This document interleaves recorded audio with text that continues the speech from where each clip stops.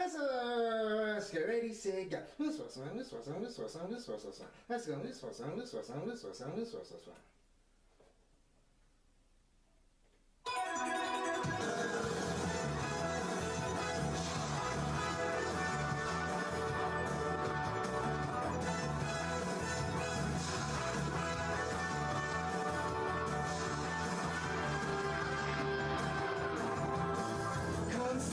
Rainbows in the sky, let's fly away like a bird. You're free to see the boundless face of the earth. Let the wind blow you like a knife and glide away far beyond the clouds. You'll find another place.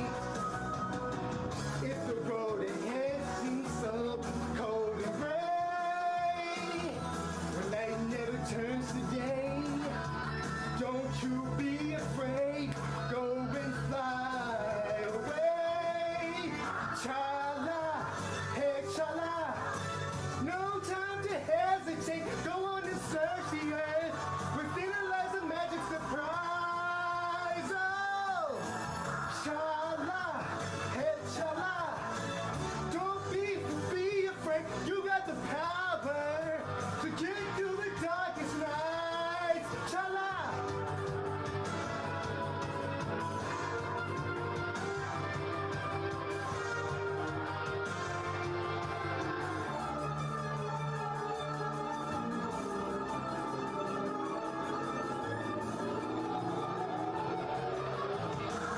Zooming round and round in the sky like a coaster. Hold on tight, or you may find yourself trapped in a maze. When that happens, you may think you will never find your way. As the past, you may take seem all the same. If the road ahead should lead you so cold and gray, when night never turns to day, don't you be afraid, go and fly away. Chala, hey chala, no time to hesitate, go on and search the earth, within it lies a magic surprise. Oh, chala, hey chala, be cool, don't be afraid, you got the power to get you through the darkest night. Hey chala, no time to hesitate, go on and search the earth, for minute is a magic surprise. Oh, chala, hey chala, be cool, don't be afraid, you got the power to get you through the darkest nights. Chala.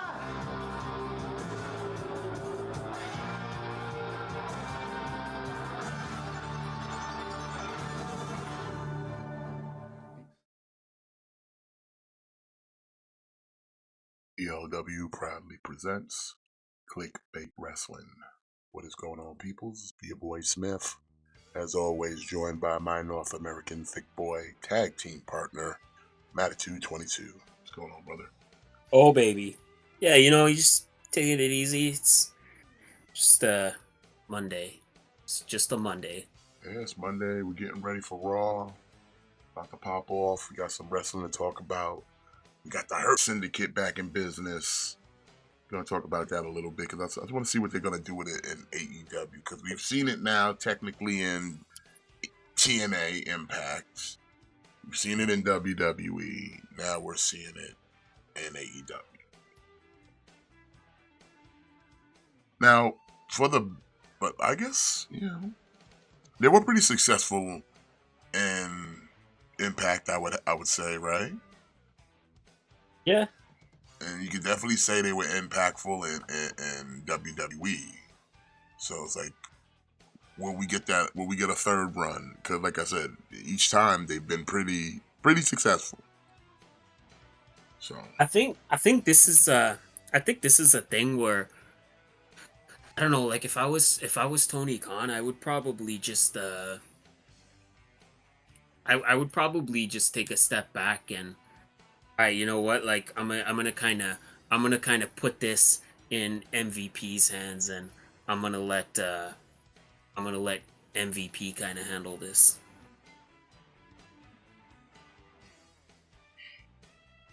Because we got Shelton, Because I think here, we got Bobby, we got MVP. I mean, we could probably use because some more members, but we'll see.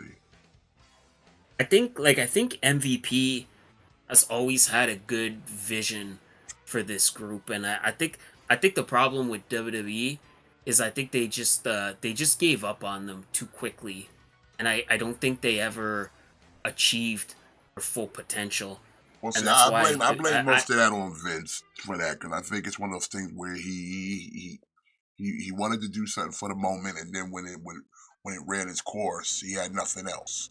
And then when it folded over to fucking Triple H, it's like I don't think he really had plans for it either. So that's why it just kind of went the way it did. yeah, like Triple H definitely had. I don't think Triple H ever had plans for Bobby. But hopefully, now in AEW, hey. Now my question is, we got Benjamin, we got Lashley, we got MVP. Who else? Because like they've been hinting of trying to recruit other wrestlers in the locker room in AEW. Ricochet's one, Leo Rush. They did a little segment with the Acclaim, where it's kind of like they were just kind of like, you know what, Bowman ain't with it, but like, yo, Max Caster, like, you still got my card, so they're out there kind of planting seeds of who would roll with the Hurt Syndicate. Um, I think again, I think another thing where WWE kind of missed the mark with the Hurt business. I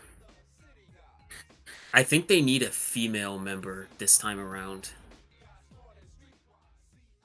Like, because honestly, there's a lot of females in AEW that just kind of really have nothing to do right now, and I think that's an area where they need to branch out to, because then that opens up another world of championships for them. Like they got Bobby Lashley, who could chase the world title. They got Shelton. They got Shelton and MVP. Like again, MVP's kind of we don't know, because we don't know like what MVP status is, but he's wrestling Josh Barnett, so he's not retired. So Yeah. like again, you have MVP and Shelton. Like they could do a tag team thing. Like Shelton could go for mid card titles. I wouldn't even be mad if you kind of threw Leo Rush in there, to be honest. Well, okay, Because back to Leo, what you were saying about a female though, because it's like, okay, there's a little conflict of interest I feel in AEW because with this Hurt Syndicate in Ring of Honor, you've got the Shane Taylor Promotions, which is literally like a discount Hurt Business or Hurt Syndicate. You got Shane yeah. Taylor, you got the Infantry with Trish Adora and Lee Moriarty. So, like I said, this is Hurt Syndicate Light in STP. So it's like, all right, they already kind of got the female in Trish Adora. So I'm trying to think like who else is there. Maybe I would say like maybe a Willow if she went heel or something.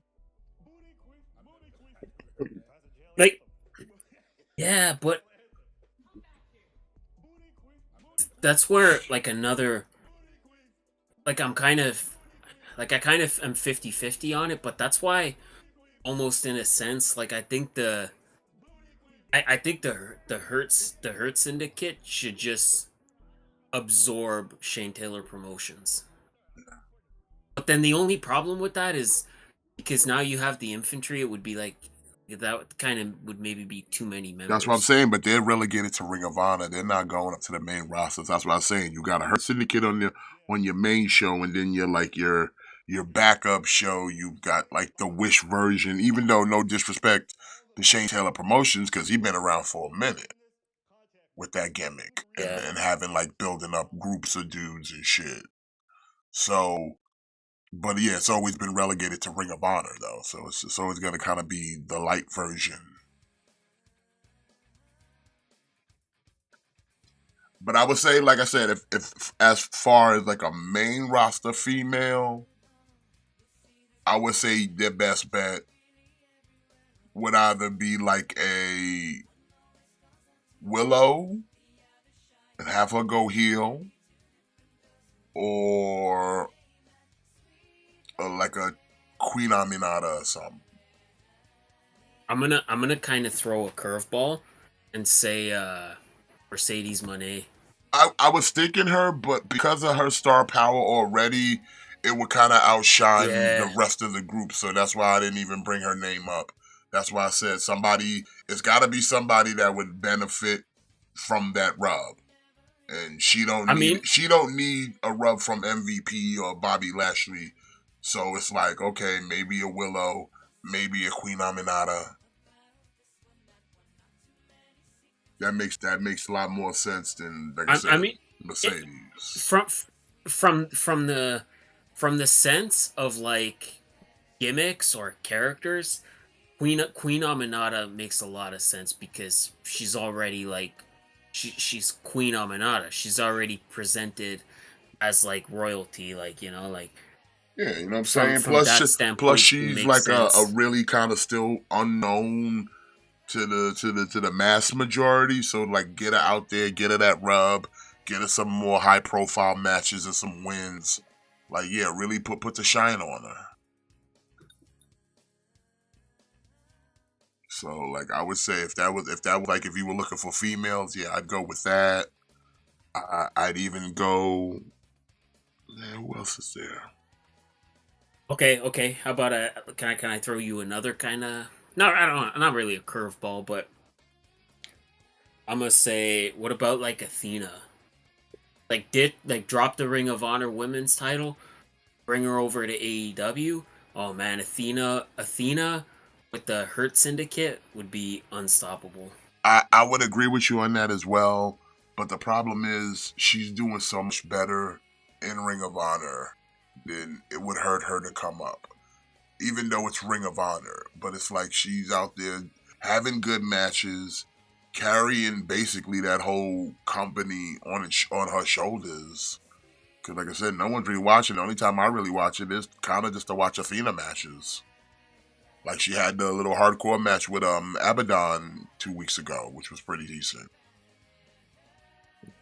You know what I'm saying? Yeah. So it's like she go to the main roster, do what? She started in AEW before she went to Ring of Honor. And what is she doing? What did she do? She went there, had a match with Cargill, lost, and then piddled the way to nowhere. And then when some new female came along, she just got lost in the shuffle. So like, why would she win? Why would she even want to go back to AEW when she gets all the TV time, all the match time in Ring of Honor? She's the longest reigning champion of all, of anything, man, woman, of all. What? Yeah. Herc Syndicate wouldn't do nothing for her. It wouldn't bring up a value that she didn't already bring it up herself. The only problem is she's stuck in Ring of Honor.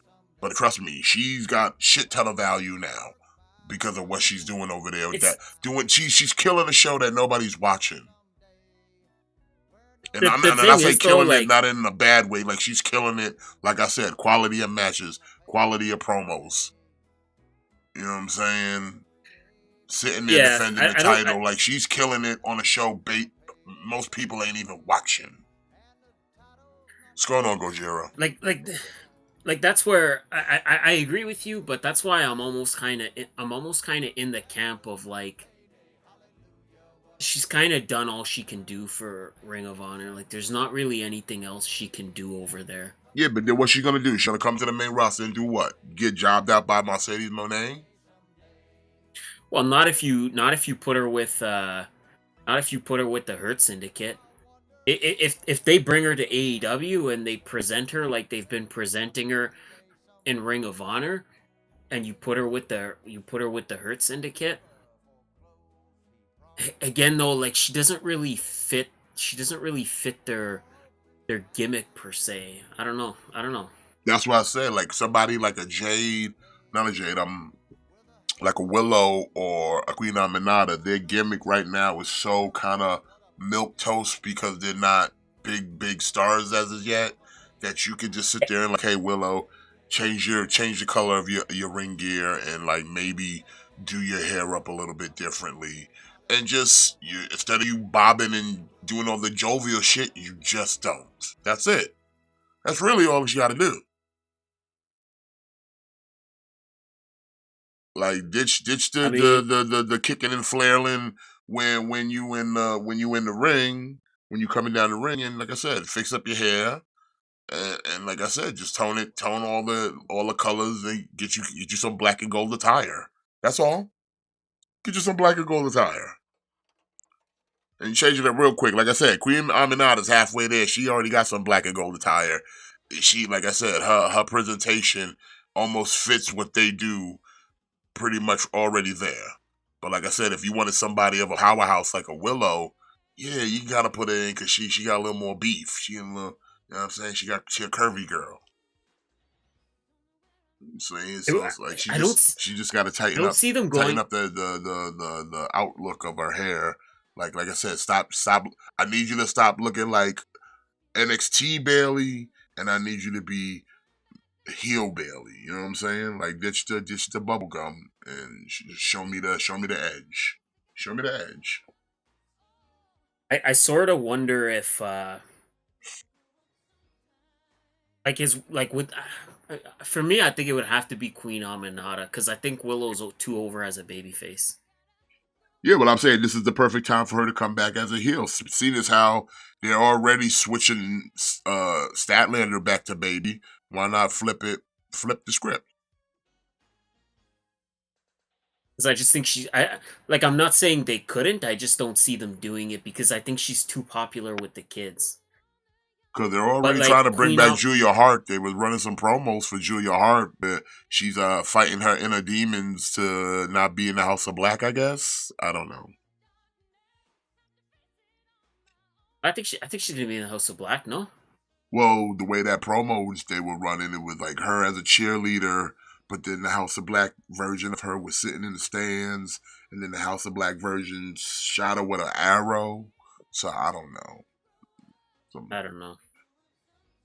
Some crazy symbolism, I guess. But I guess it's just basically symbolizing she's coming back, you know. So, and I guess being a former host title winner, they're gonna try to give her some rub. So, you know, they go for them.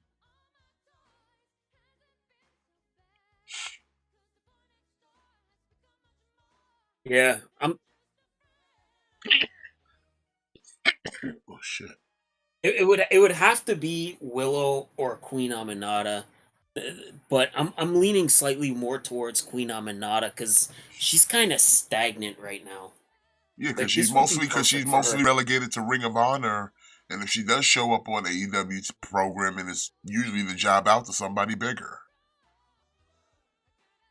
Her entire role in that company. Like, okay, in Ring of Honor, she could get some wins. She come up to AEW.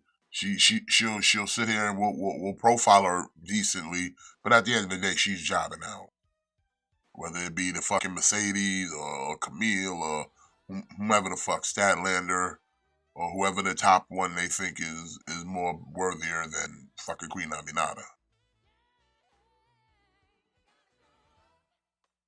Cause she stay getting jobbed out when she come to AEW. Because Queen Aminata is somebody that should just kind of be a heel. I think so too. I mean, she was kind of a heel earlier on when she came in, but then they kind of transitioned her to baby then, and then that was it. I feel like any time you have like feel like you anytime you have like a royalty character like that should always be a heel. Like any royalty character should just always that should just default to being a heel.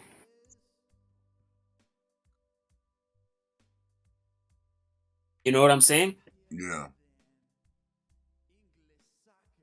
It's like somebody that like calls himself queen and presents themselves as like queen. It should be a thing where like she should be calling everybody like peasants and she should be calling everybody like her servants. That's why she's not landing as a baby face, because the Yeah, the nobody character. wants a benevolent queen. Nobody wants a beloved queen. We want an evil queen. Yeah. Well, okay, females. Okay, I guess I think okay if I would definitely go with the Queen Aminata too. Like I said, Willow would definitely be a good choice, but I wouldn't mind Queen Aminata as well. But like, okay, other men. What other men would we put in the Hurt Syndicate then? I definitely don't want to split up the Acclaimed. No, let's not do that Okay, dumb shit. okay, okay. I'm gonna say Shane Taylor. Shane Taylor can leave the Shane Taylor Promotions, and he could go and he could join. Shane Taylor's a guy who has like massive star potential, and with MVP behind him, I think Shane Taylor could do great things, and then Lee Moriarty could take over Shane Taylor Promotions. He could be kind of like the leader of that. Because at the same time, Lee Moriarty is already in a position where he doesn't need to be number 2. He could be the leader, and he's the pure champion, so he's not leaving Ring of Honor. So I would say Shane Taylor. My second choice, it would kind of contradict what we saw last week, but I wouldn't even be mad at like a Powerhouse Hobbs. I mean, I wouldn't mind Powerhouse either. I know they kind of pushed him as babyface, but I could see him going and just flipping right back. So I wouldn't be bad at it. Yeah, like at least again, at least Powerhouse Hobbs, it would kind of at least would kind of give him something to do. Yeah.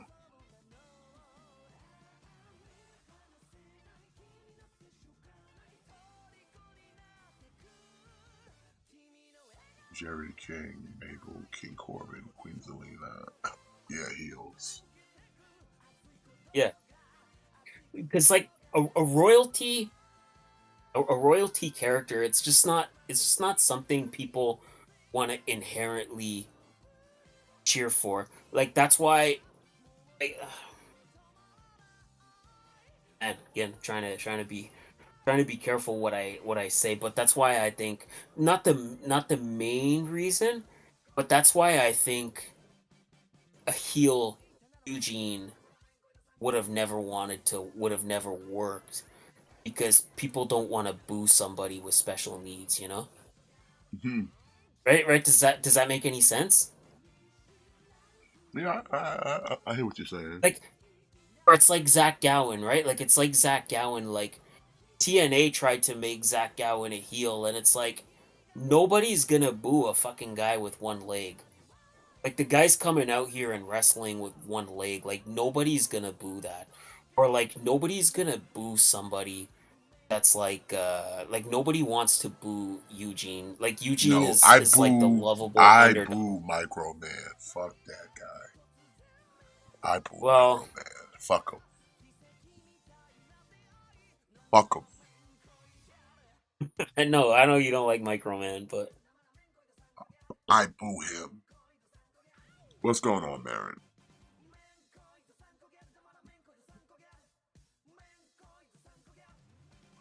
Fuck Micro Man. That dude fucking sucks. He makes everybody look bad in the ring.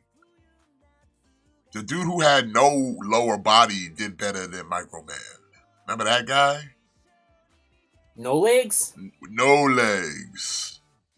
No legs. No legs did better than Micro Man. Fuck that guy.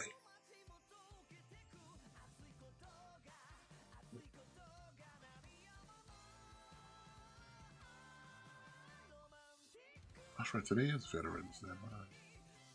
I'm like, what is this on Raw? And they're like, all right, forgot about that.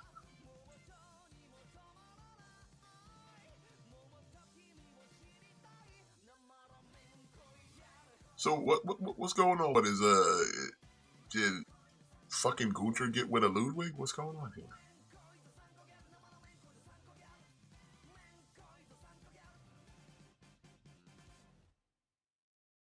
I don't know. I'm still trying to figure out. I'm still trying to figure out what are we doing with New Day? Just get to it. Enough. Just split them up already. Like, just let them fuck already. Come on. Like, do something. Shit and get off the pot. Like, it's just dragging it out to drag it out.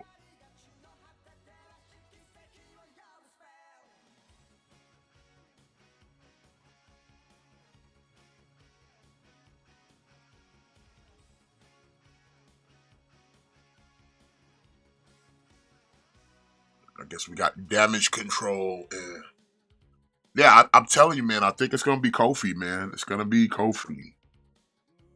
It Oh, would be Dakota like a Kai nice, back? it would be like a nice swerve. I didn't know Dakota Kai came back.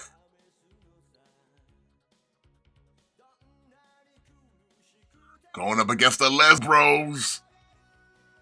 They're back. We haven't seen them on Raw since they went down to 2 hours. Word, son. This is the first time we see some Les Bro action. Les Bros. Let's go, Les Bros. We are the Les Bros.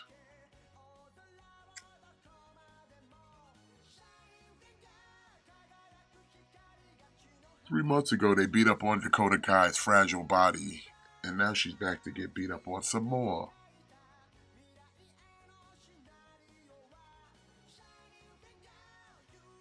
Because they're hard. For That's the finger why. bang gang.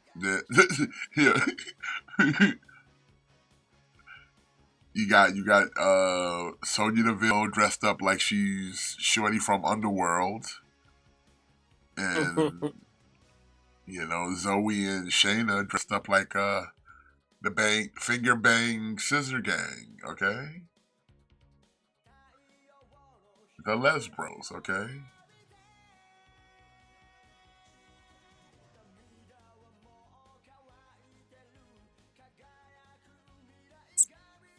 Can I get a flick bean for you, Les Bros?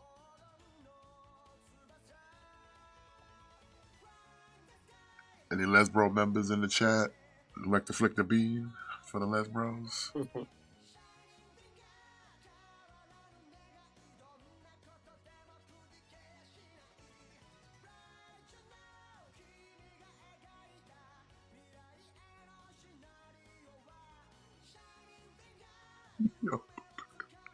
If you ain't down, if you ain't down with the Les Bros, I got 2 words for you. Strap on.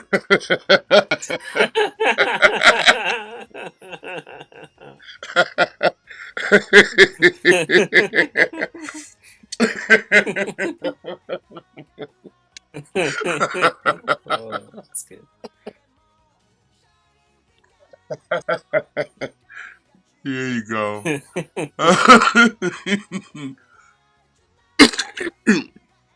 Strap on. Yo. You ever hear somebody say that shit, you know where you heard that first, bro. Yeah.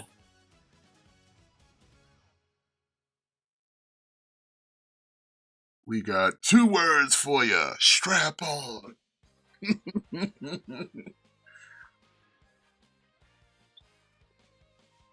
Listen, you should have heard the first one I was thinking about. It was even a little more raunchier.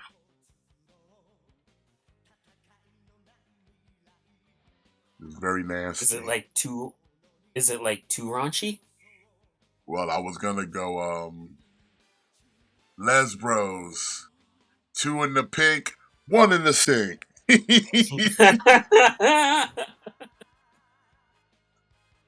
And the crowd would be doing the 1 in the stink. It's like they would do that part.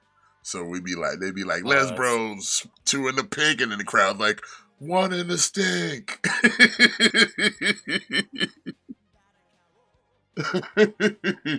But instead, we went with, if you're not down with the Les Bros, we got 2 words for you. Strap on.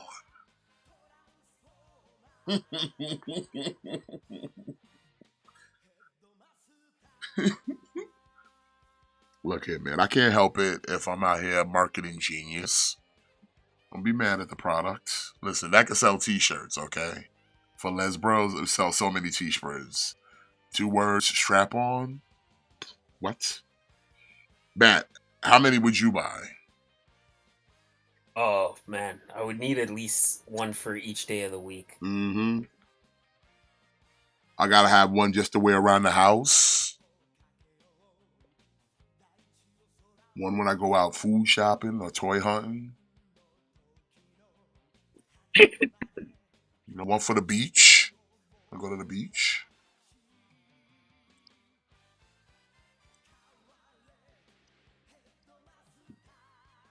Yeah, like I would need definitely one for outings. Mm-hmm. Exactly.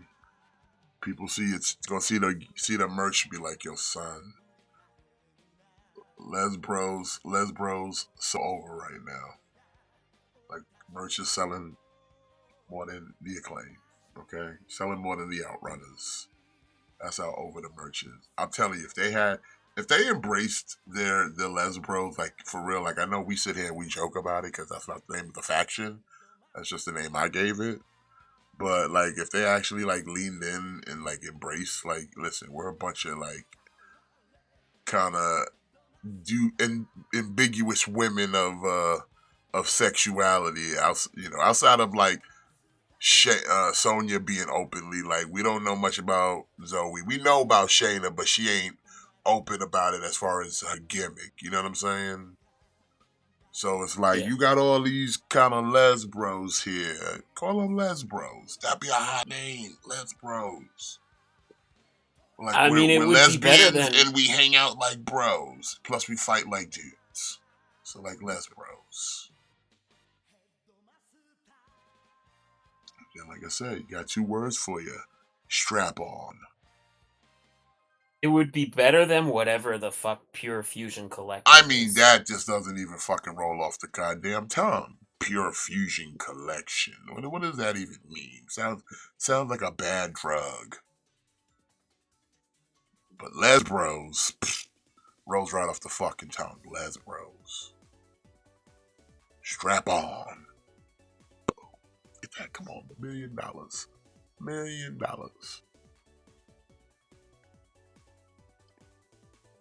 Les Bros come in, be the hottest tag team in the women's division.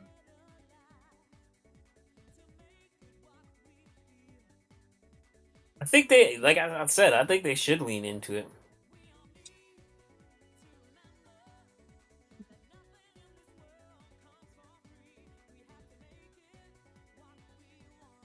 Because, like I said, like the Pure Fusion Collective is like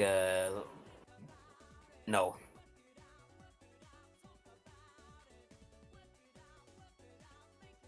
Women fear me because I might turn them, and men fear them because they might like it.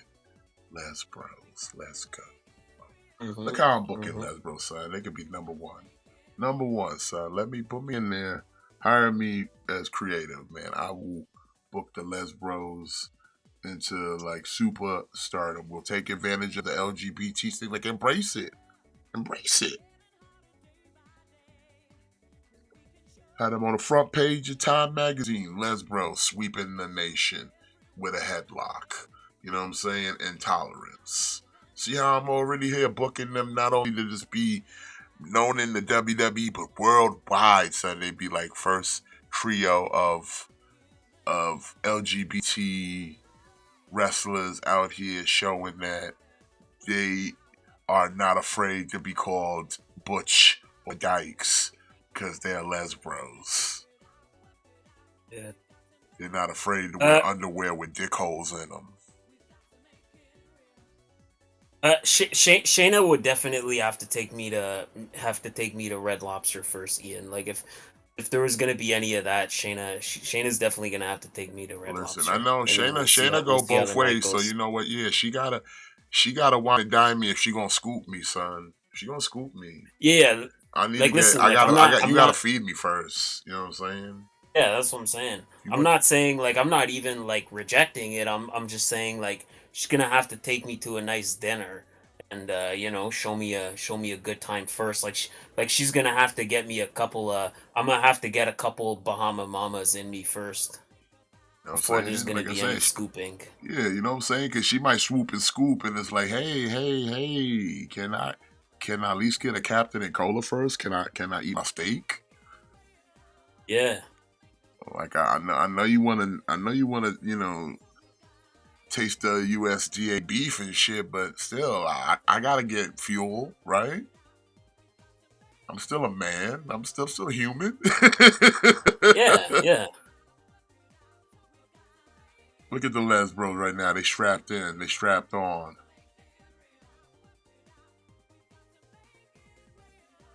But the Les Bros is dealing with damage control.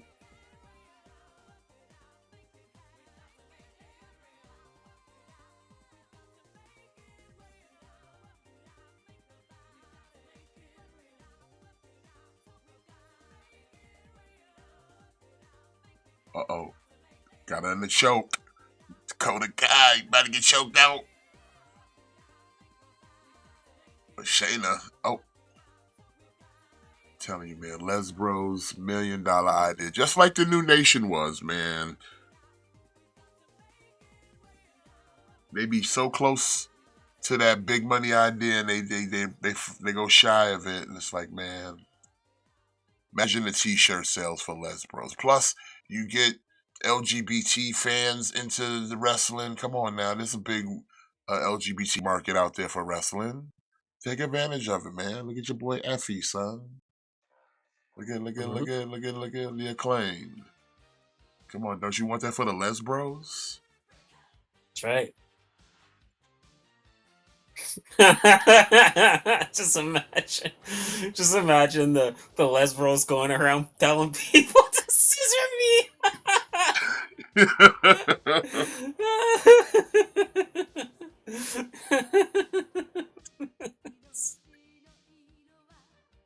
Well, I mean, the Acclaim's already got that. That's why they strap on. That's why they strap on. Oh, Jimmy's here. Jimmy, I'm glad you're here, son. Yeah, because of course he's here. He heard strap on. He heard strap on, and he's like, oh, he's like, someone called for me. Don't do Jimmy like that, bro. Come on now. But No, come on. But we got some ELW.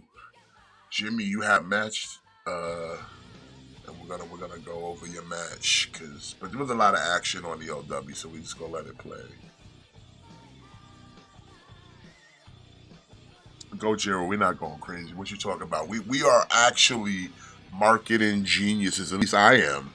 I'm over here trying to give like $1 million tickets, and people who want out here being goofy, talking about, oh well, how's that supposed to sell T-shirts? And it's like, well, strap on and let me show you. See how I just did that? Look at that. They just be doubting the skills, man. Yep.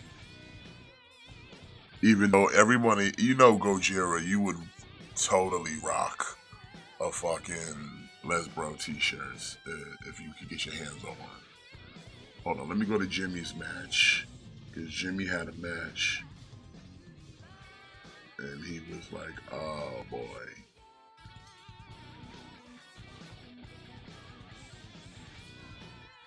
Jimmy was begging the commissioner to get a rematch with the light heavyweight champion, because he was like, I can beat him.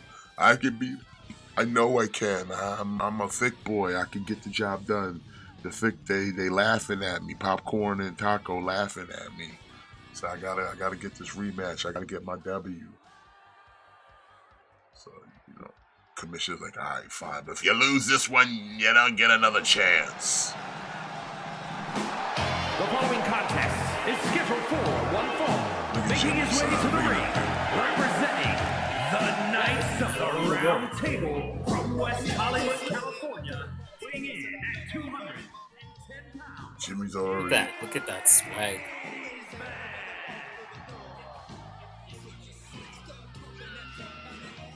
Look at him, man. Look at him. He's just peacock walking down the street. Look at that. She solo, no thick boys. He got to do this on his own. You know, he can't have our help. He got to do it on his own.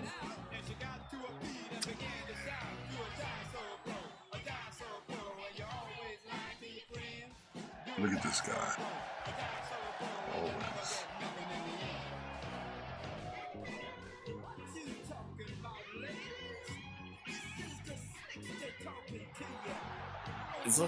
Look how confident he is. Just look at he's dripping swag.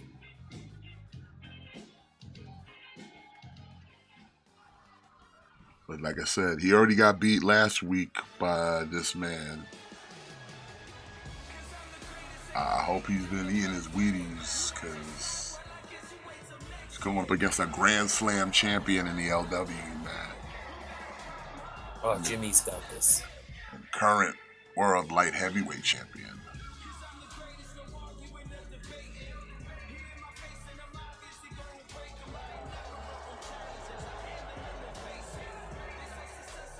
Very controversial figure, leader of the Wolves. Smelly Roderick. The Extreme World Light Heavyweight Champion. Jimmy got beat pretty bad last week, man. I hope he learned and took notes, so come back into this match and not make the thick boys look bad, okay? You represent us, sir. He knows he got beat last week. That's why it's gonna be like more motivation for him to get it done tonight.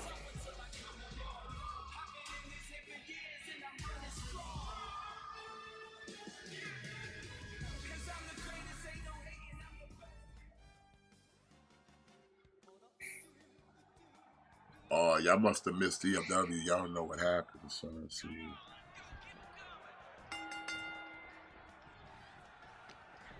You gotta believe in Jimmy. Jimmy's already getting his ass beat. They get his head in the game. Get your game and give me. Just hasn't hit his stride yet. That's all. You know what? I believe in Jimmy, so I believe in Candy Corn. He has good trainers in Popcorn Matt and Taco Smith, the North American Thick Boys. That's right.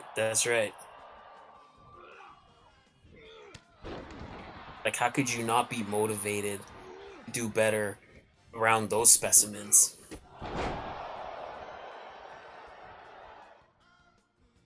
But right now, Rydrake is having his way, showing you why he is current light heavyweight champion. Oh, look at Jimmy coming out with look no at offense. That. Just turning it around. Whew. Just turning it all around.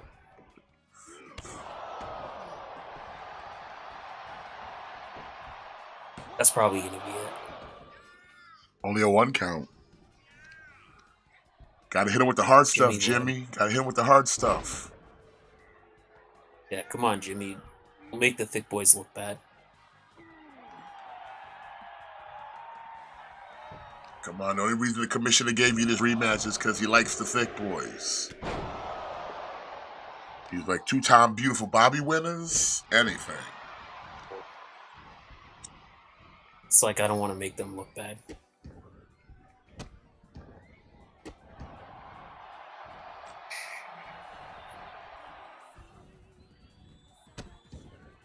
Yeah, man. 5-on-5.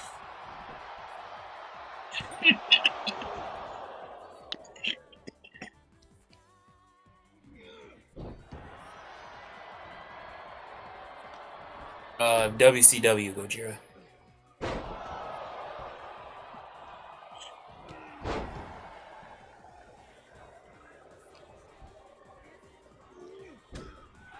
Oh, with the cold breaker, Jimmy, man. You gotta do something about this. Come on, Jimmy. I believe in you. You gotta fight back, Jimmy. Be out here taking it like a pumpkin. Oh, eat that V-trigger, son. That's okay.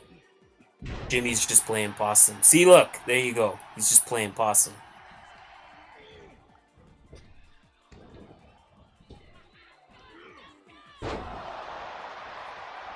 He's got it. Again, just another 1 count for Jimmy. Like, Jimmy, come on now. It's all part of the psychological game. Is that what it is? Yeah. Oh. Oh, float over Unprettier right there by Jimmy. He's probably got it right here. Oh, kicked right in the mouth. He looked like he was about to go for something, but the champ caught him there. Just got lucky.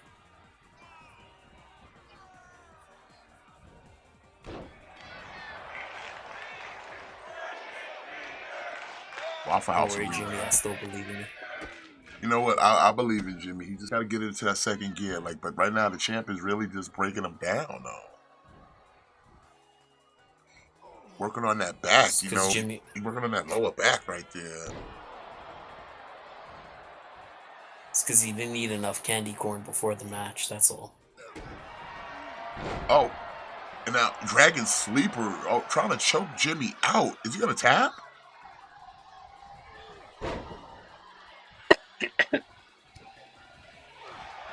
Oh, now Jimmy trying to put him to sleep. And then locks him in the restraining order. Oh, he's got it. That's it. Oh, but he reverses it. I thought Jimmy had him locked up in the restraining order there, but you know, he got out. He broke the restraining order. Oh, and a lethal combination.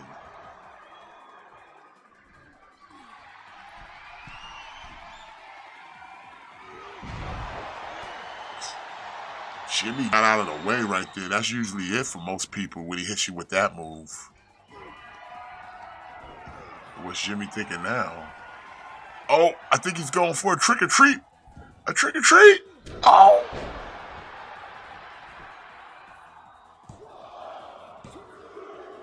And Jimmy wins. I knew it. See?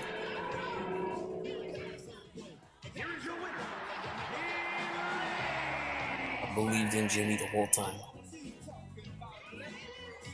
Beating the champion right there, too. Look at him celebrating. Look at this guy.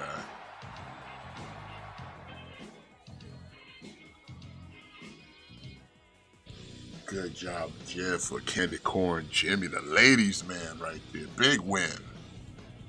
And we got Kofi Kingston going up against Pete Dunne. All right. Alex, what's going on, buddy? Okay, so Tribal War Games is 5 versus 5. Did they say that?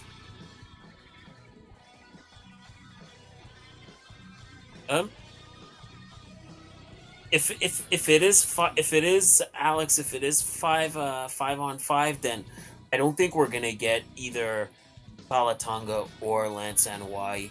I think if it is 5 on 5, I think we'll get Cody Rhodes teaming with Roman, and then we'll get somebody else teaming with the Bloodline. Yeah, we had ourselves a television title match. The White Club member, Mexican 12, El Jefe, El Guapo, took on probably the most dominant TV champion we've ever had. And it's quite the match.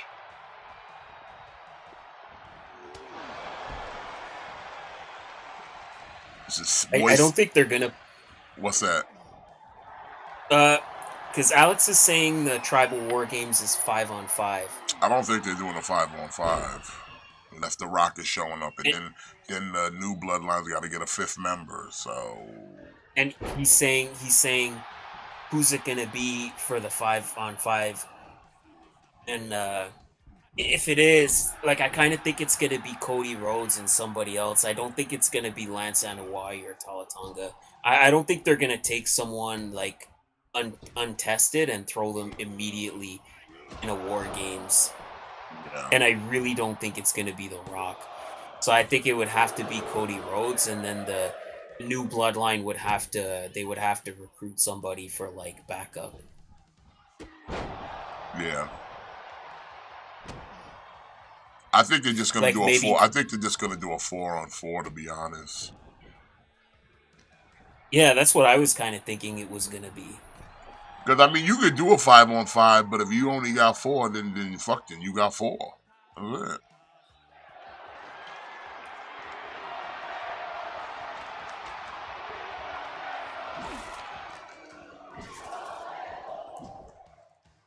Boy, he's wilding with the bat right now, swinging. But I think I think he's right though. I think it is 5-on-5.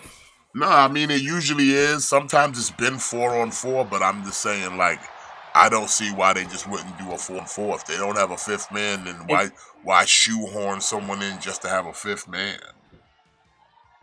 I agree, but it's because when I look at the listing for the match, it says Roman Reigns, Jey Uso, Jimmy Uso, Sami Zayn, and to be determined versus Solo Sikoa, Tama Tonga, Tonga Loa, Jacob Fatu, and to be determined. And I guess we are getting a fifth man, So- but I don't know.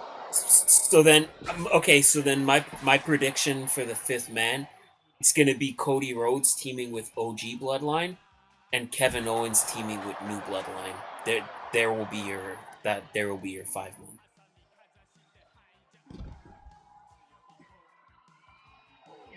Yeah, I can see that. Yeah, like Kevin Owens will join the New Bloodline just so he could have an opportunity to get his hands on Cody and Roman.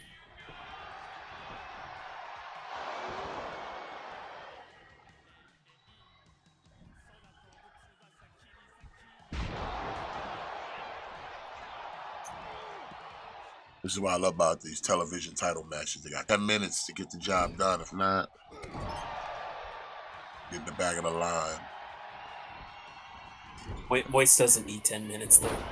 He usually doesn't, man. As a 2-time TV champion and the longest reigning TV champion we've had in the LW for both reigns is quite the feat, man. Like I said, not many men have come close, but no one seemed to grab that brass ring as of yet.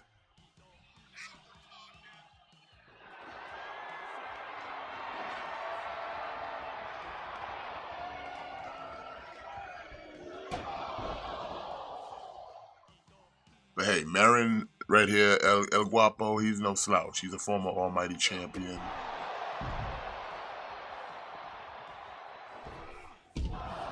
He knows what it means to get it done.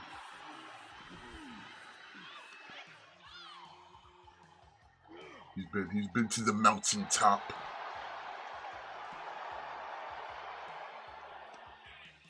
Not only that, a former United States champion as well. So like I said, he's been to the mountaintop.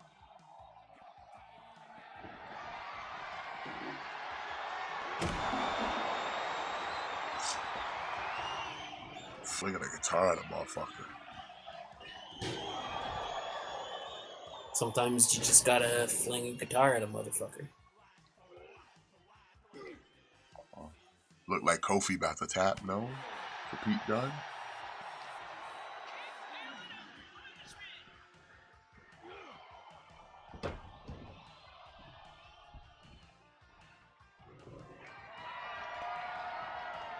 Listen, Waffle House Arena, we allow all the shenanigans to go down here. Everything extreme, baby. Oh. Baron almost kicking the champ's head off right there. And we have a new champion. The king has been dethroned. Oh no. I'm speechless. Listen, it was bound to happen someday. But your man El Guapo, he showing, bringing more gold back to the White Club. That's all that is. It's just more gold in the White Club. For the first time too, the White Club has never held TV title in the White Club, so we're very proud of Marin there for bringing gold to the White Club.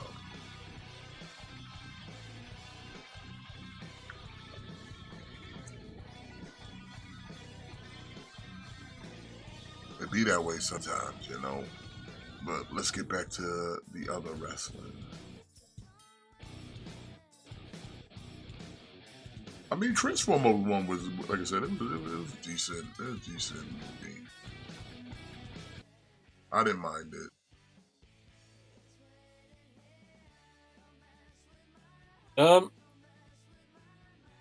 No, I thought it was fine for what it was. Like, to me, I like more. Like I said, this was a movie where it's like, okay, now in the second one is gonna be the movie that we've been waiting for. Like this one was kind of just like the introduction.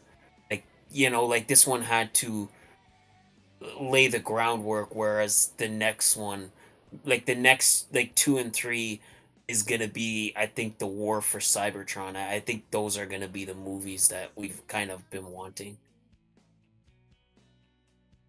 Yeah. Well, like I said, for a new telling of Transformers, I've seen worse.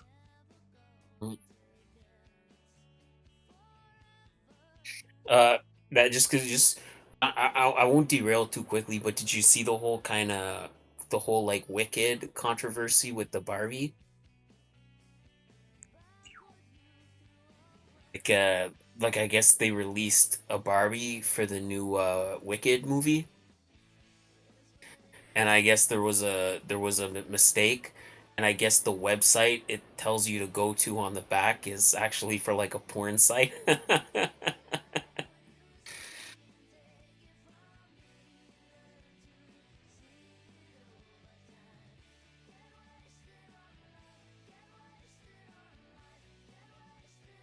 Now Kofi about to lose.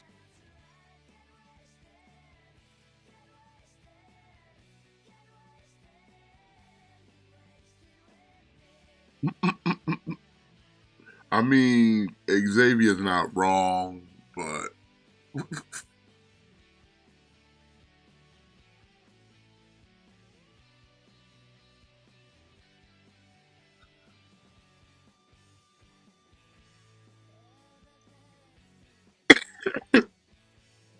trying to tell you, Kofi, stop being a dummy.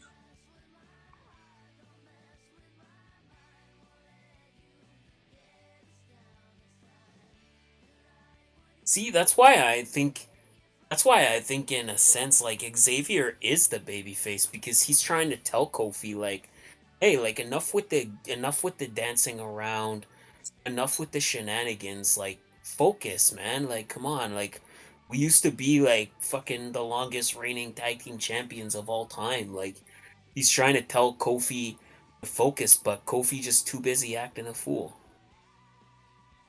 Yeah, man, gotta stop dancing, son. Stop. We ain't throwing pancakes no more.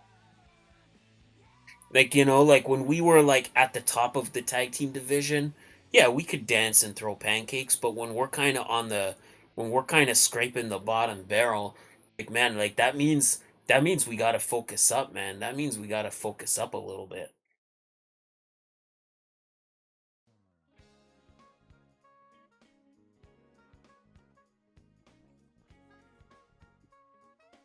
Oh, women in the bodysuit. Uh Honestly, Alex, I don't think it's going to happen.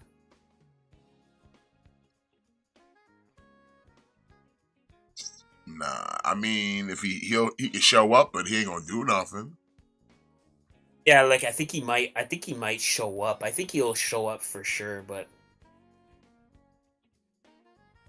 I think uh I think the whole like New Day thing, it's ran its course, man. Like they've gone as far as they can go with it.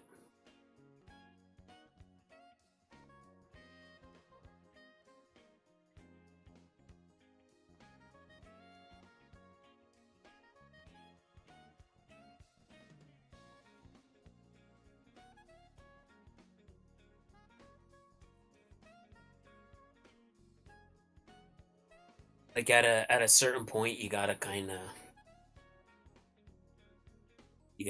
see the writing on the wall.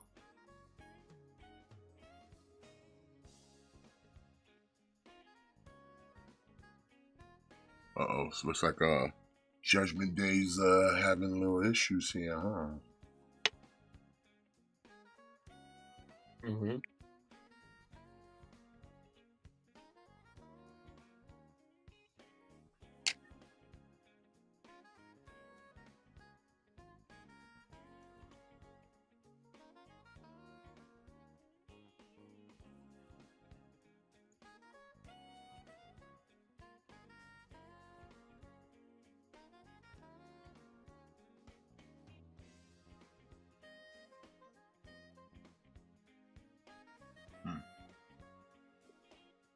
Somehow fucking Dom and Carlito left holding the bag. Look at that shit. That's a damn shame. Damn shame.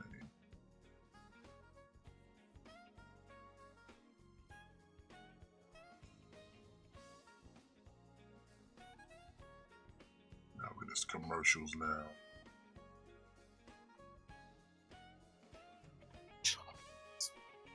Commercials are never ending. What happened? It's just the commercials seem like they're going on forever, man. Yeah, I never ended. It's brutal.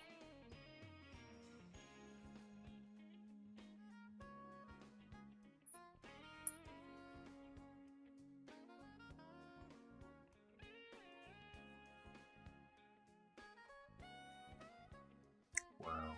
Okay, that's sad.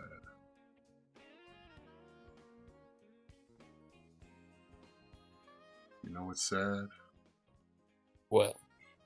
When you stream to no one, and the ones that do talk to you just tell you to stop streaming.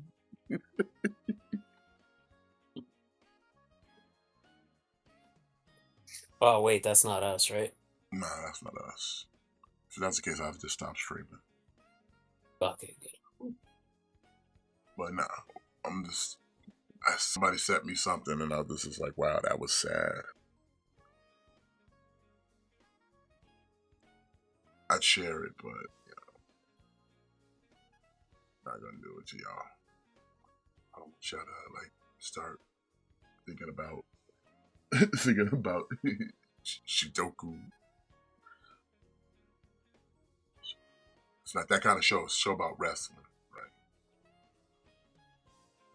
Yeah. I mean, Okay. listen, man. The people, they just tune in to hear us talk. Like if we kind of riff and venture off from wrestling here and there, I don't think the people have a problem with that. I don't think the chat is against that. Nah, not too much.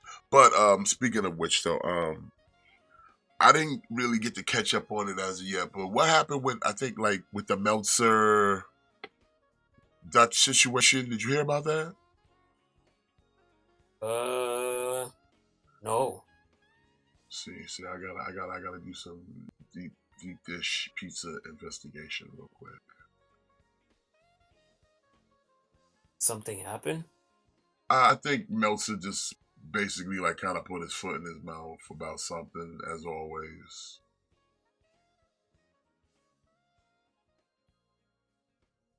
Like I know Dutch Mantel is like sick or something because I saw like Tony Khan donated like $10,000 or something, and like Chris Jericho gave money.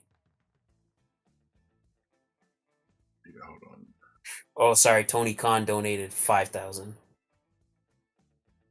We got to talk about this. Shout This was out to not a good Solid week for Dave Monster. Meltzer. Got audio This in has the not been a good background. year for Dave Meltzer, let alone a good week. Sorry? He His audio started the playing week in the on Monday background. The by chat can hear it. You tweeting probably can't. 2025 Backlash Oh. will be at the Tokyo Dome. Now, I'm sure the minute that he saw Tokyo Dome, he did a happy dance and he couldn't wait to break the news. The problem is, what he saw was a fan-made fake logo for Backlash Japan. which was posted by a spoof Twitter account called WrestleVotes. Evidently, he thought it was WrestleVotes. It was not WrestleVotes. It was WrestleVotes. I'm not sure what's worse. The fact that he fell for a fake WrestleVotes account, the fact that he posted without giving credit to the original source, which made it seem like he was breaking the news himself, or the fact that he didn't bother to verify the news before he tweeted that out to his 300,000 followers. Okay, I kind of get a gist of. He clearly doesn't have the sources that he used to have in that company. But you mean to tell me something as big as that? If you're Wessel. Motherfuckers out here can't read, bro.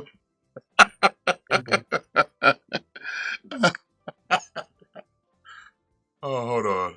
Let me finish it for the chat. Let me put it. Gullible enough to fall for it in the first place, that you can't pick up the phone and call somebody or text somebody who works there to verify that? 9 minutes later, after he posted that, he posted a follow-up tweet, and both tweets have been deleted as far as I could tell. But he said, backlash tweet apparently was a fake. Yeah, no shit, Dave. Apparently. He never linked to or quote tweeted the original tweet anyway, so someone who follows him and not WrestleVotes, I sound like fucking Elmer Fudd every time I say that, somebody who follows him and not WrestleVotes would not even have any idea what he's talking about in that follow-up tweet. Like, what tweet are you referring to? Your own?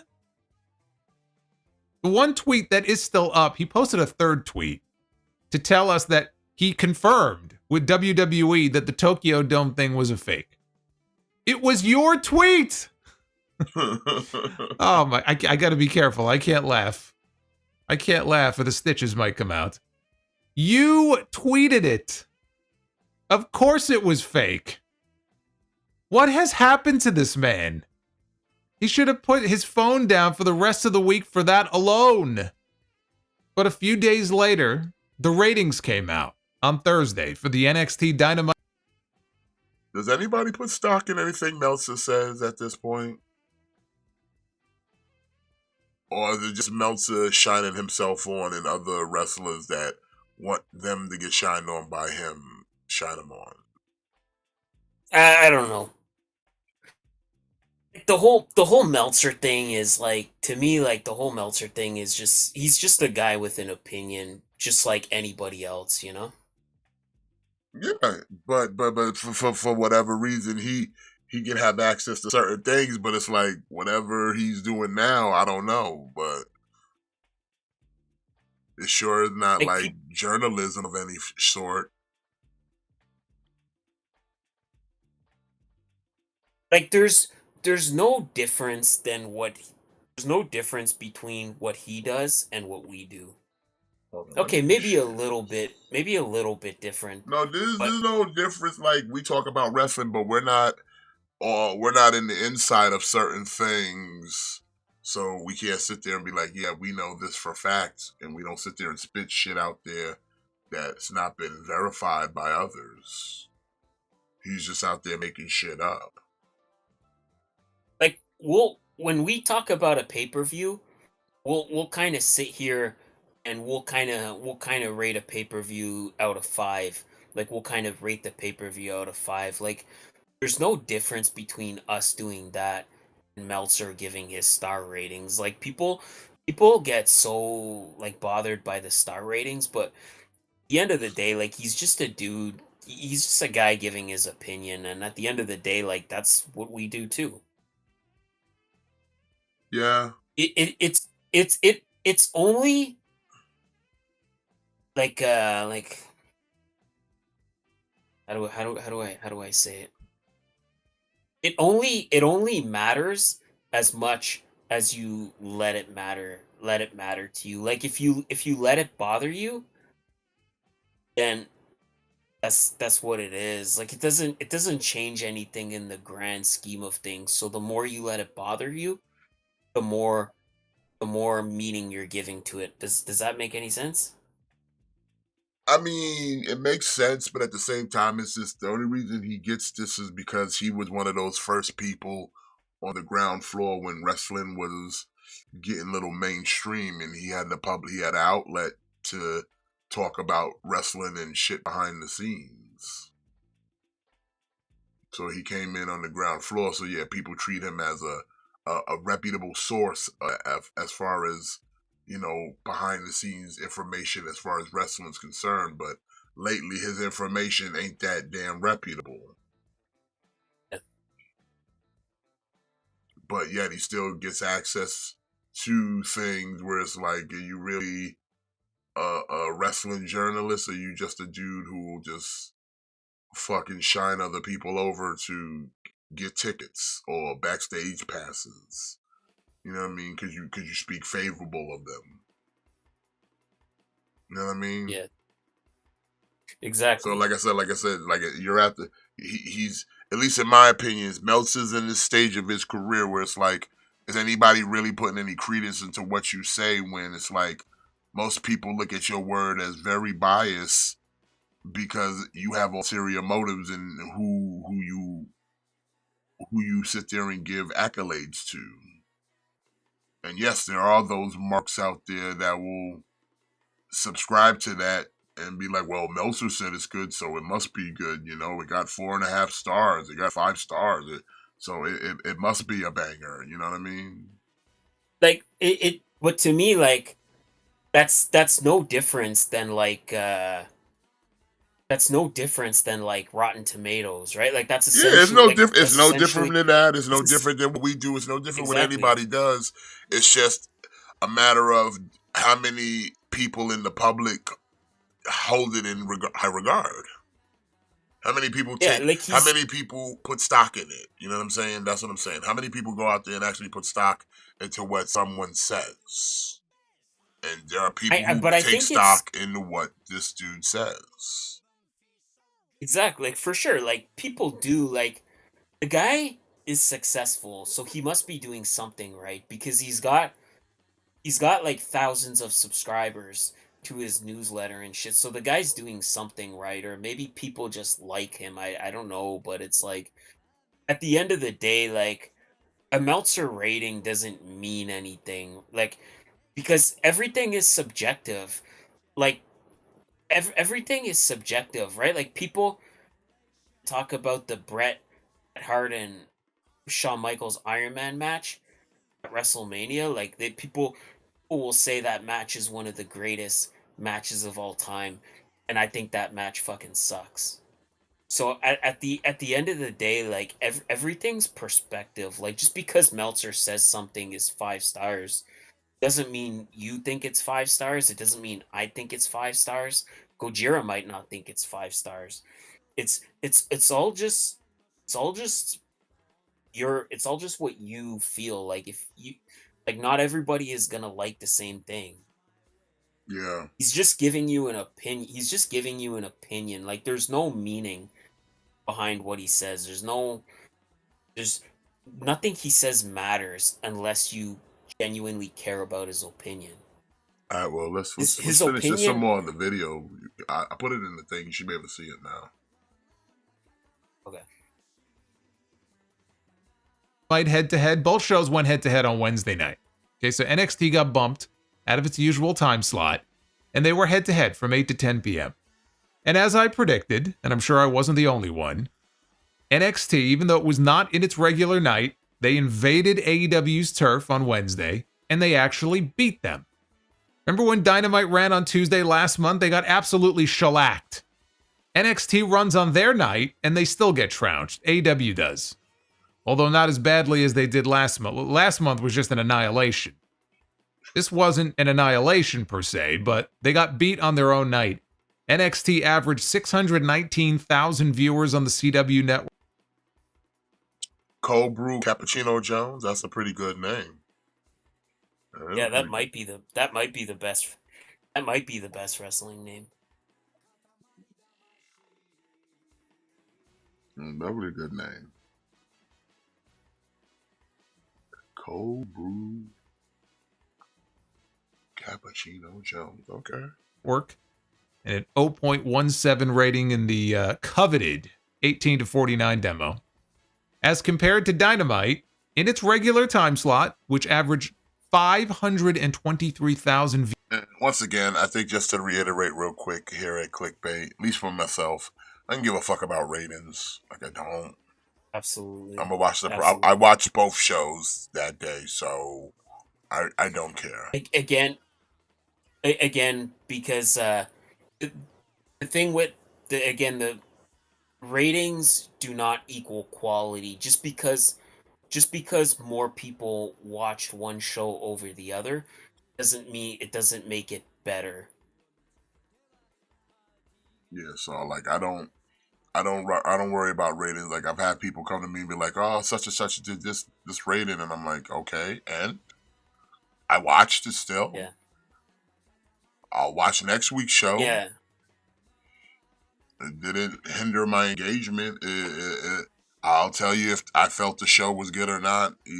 Like I said, we talked about it a little bit Friday, about NXT and fucking Dynamite that Wednesday, and it's like, yeah,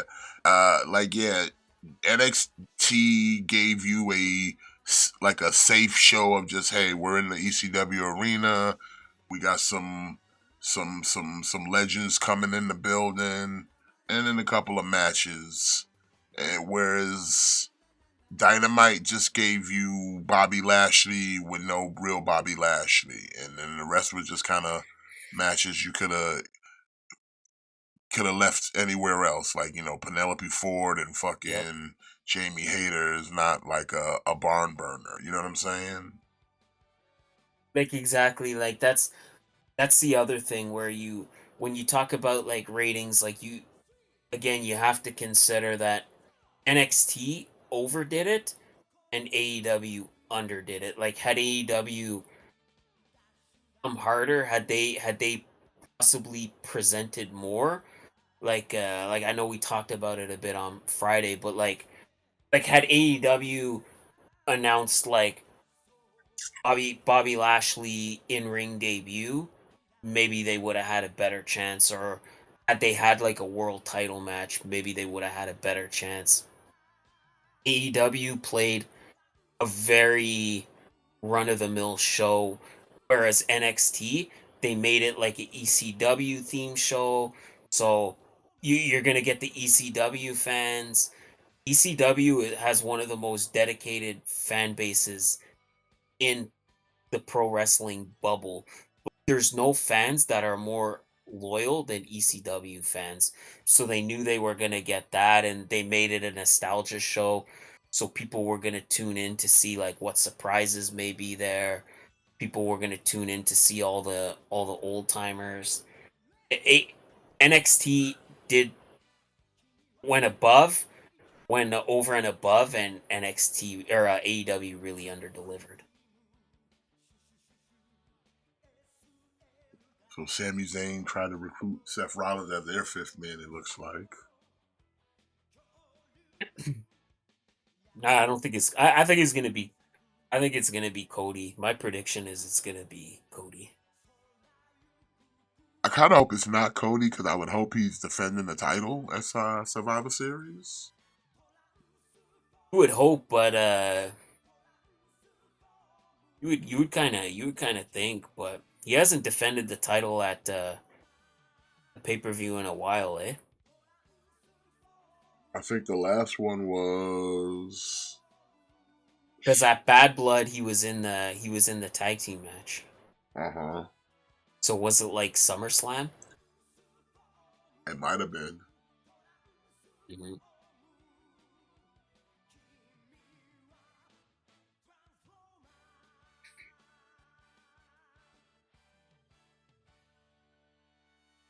Very nice.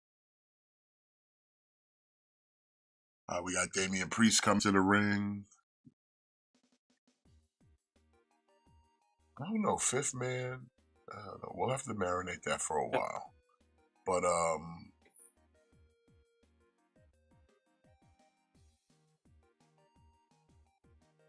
it's like just to kind of cap off the whole ratings thing, like again, like saying like the more the show people watched more is automatically better is like saying, well, more people eat tacos from Taco Bell and eat tacos at my house in a year, but I know I can make a better taco than Taco Bell. You know what I'm saying? I know probably all of us can make a better taco than Taco Bell because Taco Bell's pretty shit. I know I can make a better taco.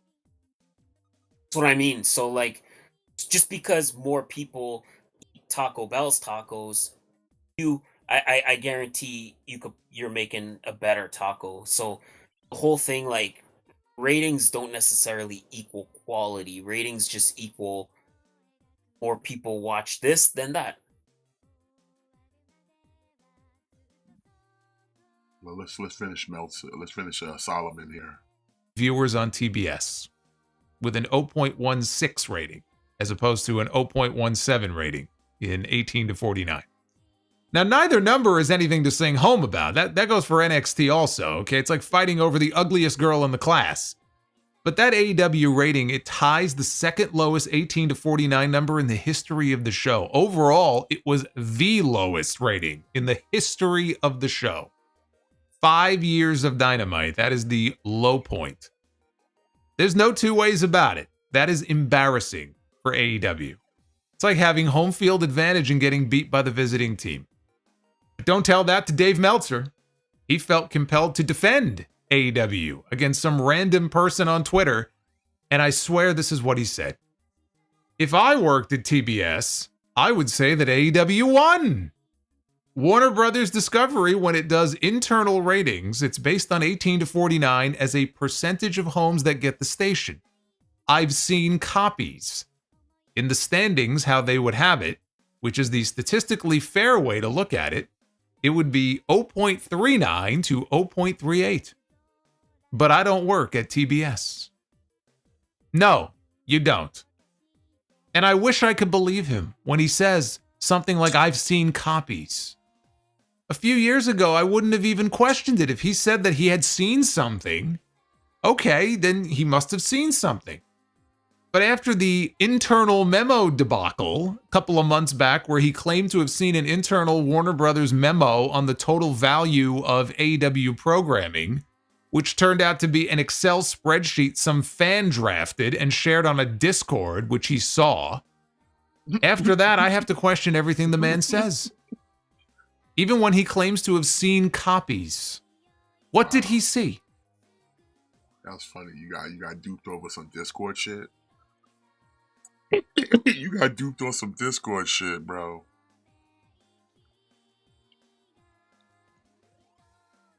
That's some next level shit right there. Yeah. Like, that's what you like. Wait, are you not vetting none of your shit, bro?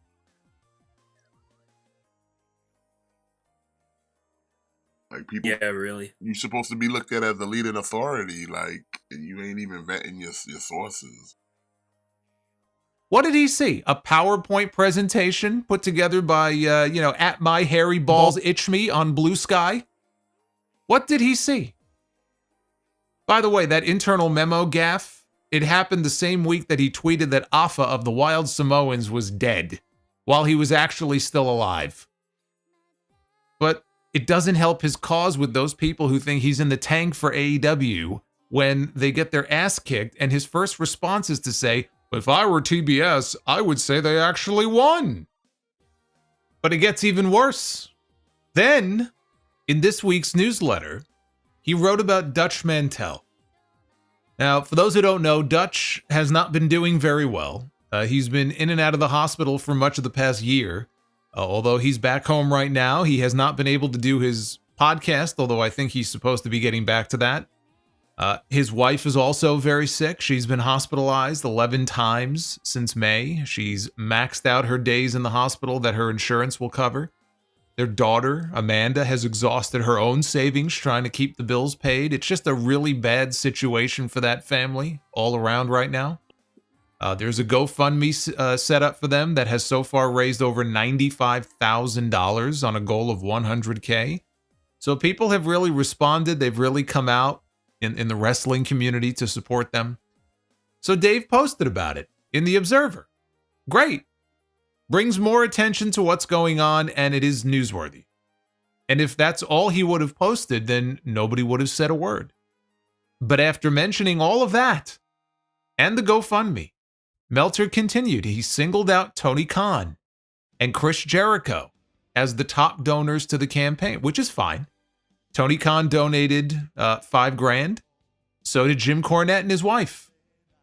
Jericho donated $1,500. Jericho is a name that you see constantly in these wrestler GoFundMes. He's always, donating to wrestlers who are in need of one thing or another. So, there's nothing wrong with mentioning who the top donors were, but it's very interesting that he singled out Tony Khan and Chris Jericho, but not Jim Cornette and Stacey Cornette, since I know Cornette hates Dave's guts now and constantly bashes him.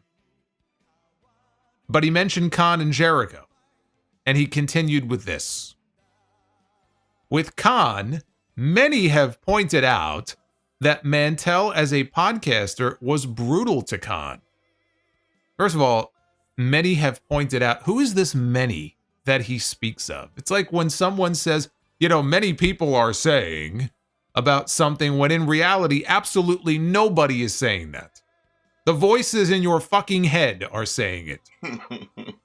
Anyway, he says, many have pointed out that Mantell as a podcaster was brutal to Khan, even being critical of him when the promotion was at its popularity peak, and recently criticized him for the contract terms Swerve Strickland got in his recent deal. It is something when a former wrestler gets mad at a promoter who clearly can afford it for what he pays the top talent. And he was doing it after he knew the new deal was put together that was going to make the company exceedingly profitable. Wrestlers using the old school, he doesn't draw money, and not understanding that this is not a mom and pop week-to-week business based on live event numbers, but one that in a worst case scenario year would generate $250 million next year. And that most of that revenue is guaranteed ahead of time. How did he go from mentioning Dutch Mantell almost died twice, his wife is sick, and there's a GoFundMe to help them, to kicking the man when he's down for saying something negative about AEW and Tony Khan and rambling on in defense of their new television deal? How did we get from point A to point B like that?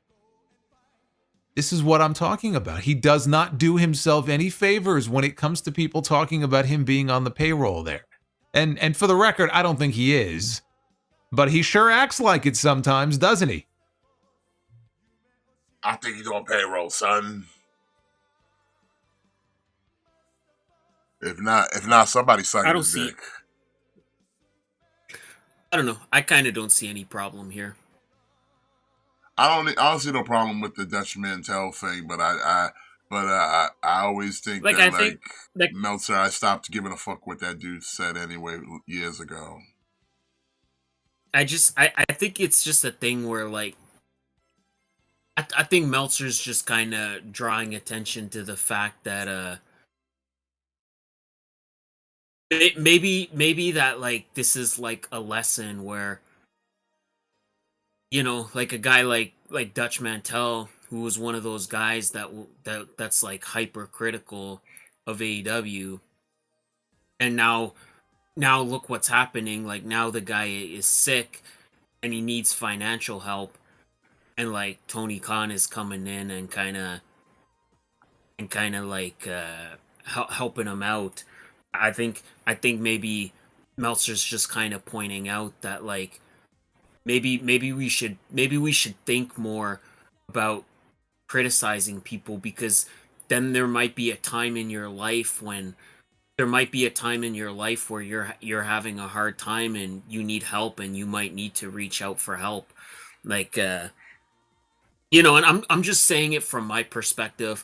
I'm not trying to be insensitive, but it's kind of like the situation where when Braun Strowman was in his first WWE run, and remember he was horribly burying indie wrestlers, and he was saying indie wrestling is garbage, and he was burying all the indie guys, and then all of a sudden he gets fired and nobody books him. like nobody books him, nobody wants to work with him. Well, it's because you were kind of going on about how trash the indie scene is. So yeah, like now Well, why yeah, would that's that, promoters and you know what? want to That book you?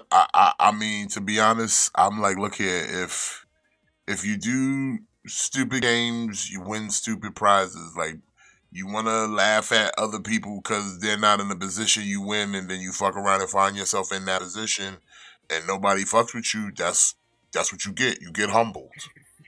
You get humbled. That's right. And And, I and, and, think I and think to I me, wouldn't feel bad about that. Like, listen, if somebody's out there saying stupid shit and people are calling it out, then that's what it is. Don't say stupid shit. Don't put your foot in your and so I think mouth. yeah, so I think that's all that Dave is kind of is.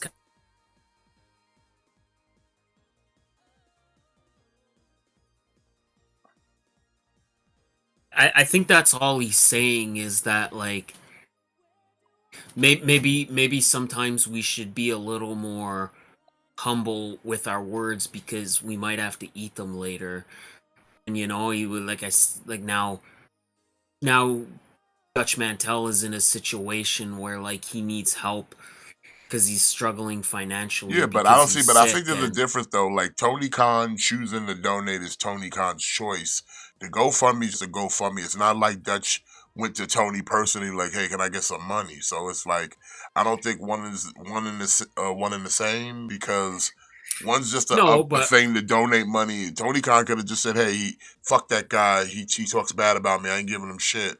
But nah, he don't gotta be that way, so he doesn't. But Meltzer I trying to think it's the paint fact. the picture of like you shouldn't like nah fuck that if I'm critical of somebody I'm critical of someone that doesn't mean now that what because I fell ill in the future I'm so what supposed to feel bad that I talk shit about you and you donated money to me but fuck that like listen thank you for kicking in you didn't have to again that's on you but at the same time did they really have Sheamus and Braun Breaker in a speed match?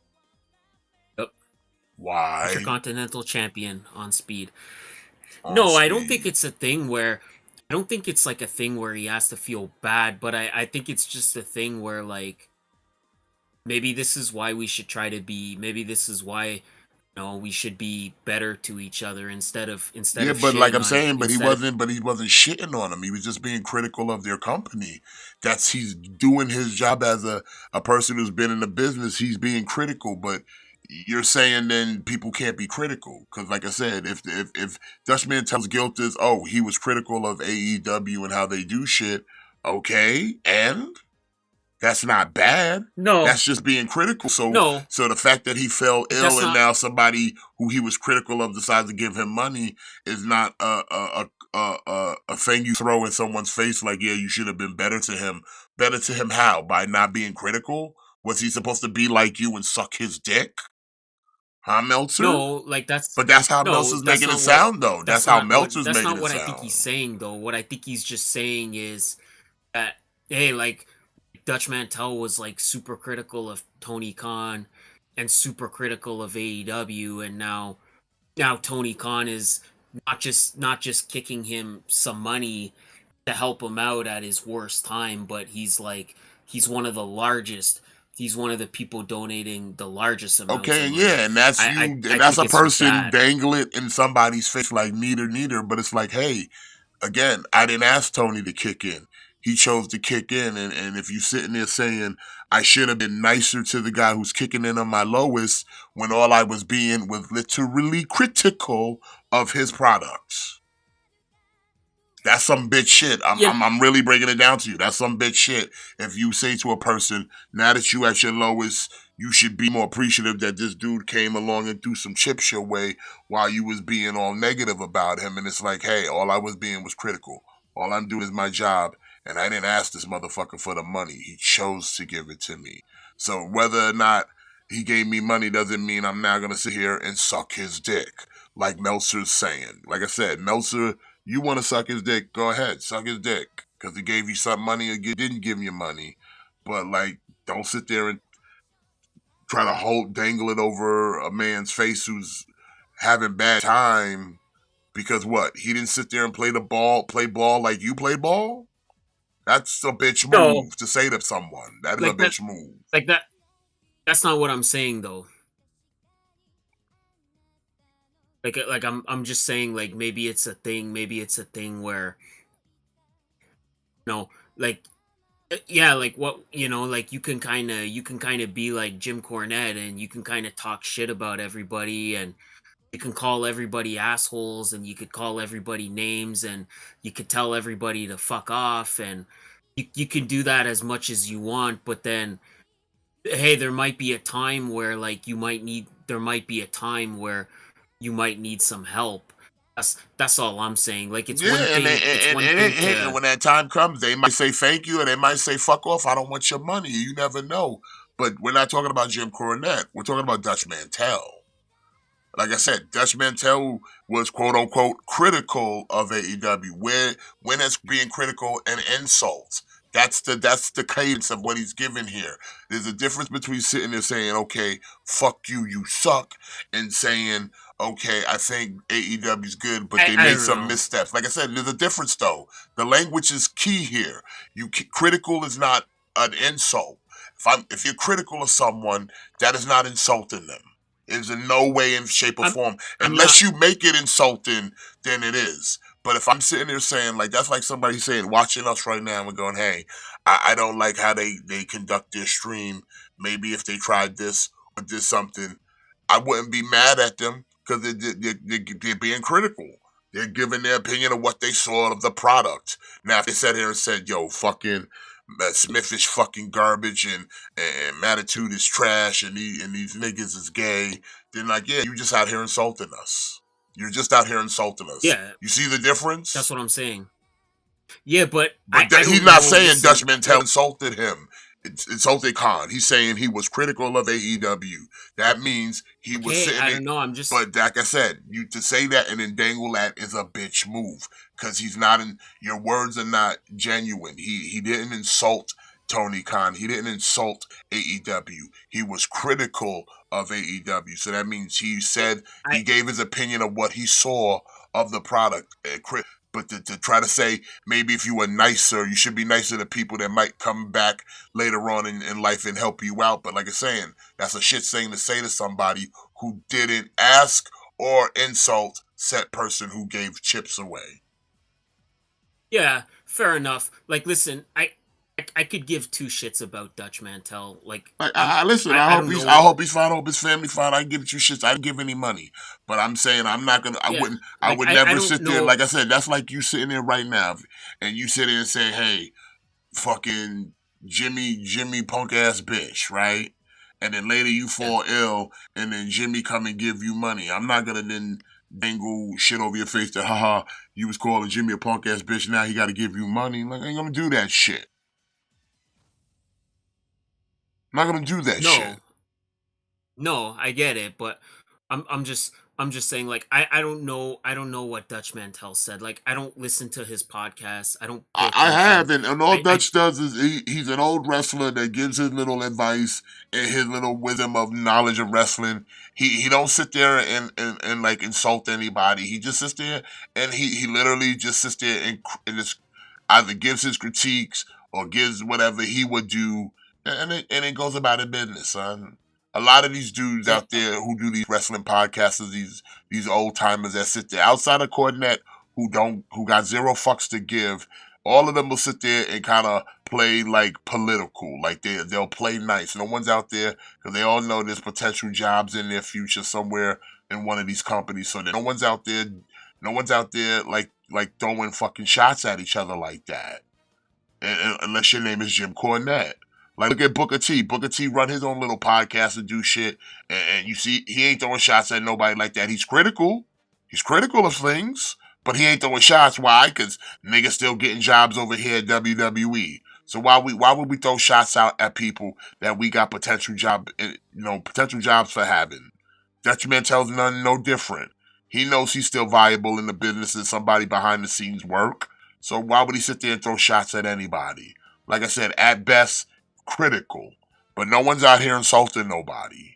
because they know fuck around and they might actually need a job down that road. Fuck, give me some donations. I might actually need a job. Yeah, like again, like I said, So, like I said, I Meltzer's being disingenuous. That's what I'm saying. He being disingenuous in his statements. It's disingenuous.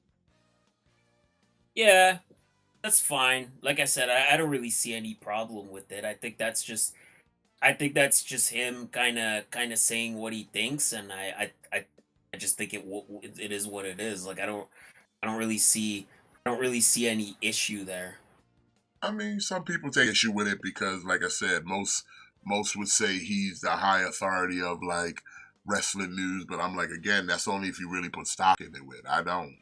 Like But I think like to me like he's just pointing out that like hey look like like Dutch Mantel was one of those guys that was critical of AEW, and like now Tony Khan is coming out here and helping him and donating to him. yeah, and I think that's that's like all I he's said. And every saying. time you Like say that, bro, I gotta tell you, that's a dick thing to do. That's a dick thing to say. it just doesn't seem like it to me. To me it just seems Man, like well, maybe he's just pointing that's something your out. Canadian sensibilities. But you ask any American, like if you were to say that to somebody, like that's kind of a dick move. It's kind of a dick move. I don't know. To me like Like it's he's like just because like okay, how's the best way I can explain it? It's like there's no reason to even make that kind of statement. Like okay, dude's critical of a company. Guy upset company gives you money in your lowest point. Okay, cool. But like to sit there and throw it out there as like somebody should be ashamed of themselves for being critical. It's like you don't gotta throw that out there. Like this is kind of a dick move. Like sometimes when people don't like each other and then they'll fuck around and still help each other, they don't make it public because it's like you know what, it didn't need to be publicized. It's just he knows I did it, I know I did it, and we just gonna move on about it. You know what I'm saying?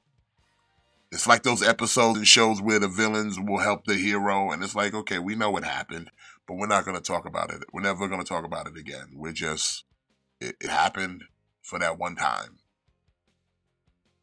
and we'll never yeah. talk about it again. And that's kind of how this type of situation would be. Even though, yes, it was public that you could see who gave the money, but no one was sitting there saying anything. It's just like, okay, cool, good on you, man. That's showing people that you don't hold no ill will to a person who was critical of you. But some other person's coming along on your behalf to be like, huh, you should be showing him a little more respect now. Look at you because he had to come give you money. Like that's just a dick move. Like it literally is. It's a Why dick is move. why is Miz bleeding so badly? I don't know, man. He over here leaking like a faucet right now.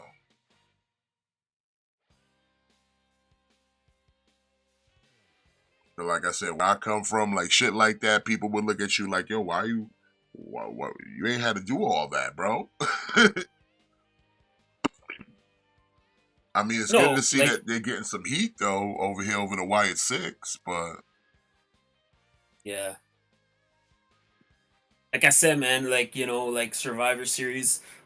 Like I don't. Do they do two War Games matches at Survivor they Series? usually do a men and a woman's, but they can always do like a traditional Survivor Series match with the Wyatt Six and Final Testament and Miz. Yeah, yeah. That's what I would do. I would do this and have it be like a elimination, like 5-on-5 match, and that would be kind of different because that would be like we've never seen that where you have like females incorporated into that.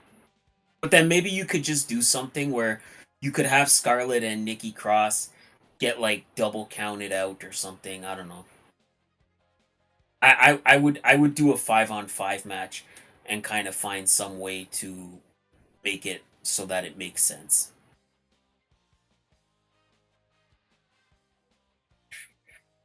Or have like Nikki Cross come in and have Nikki Cross like eliminate Scarlett, then have Miz instantly roll up Nikki Cross and pin Nikki Cross or something like that. I don't know. That's the match I would do though. I would find some way to do that so that it makes sense.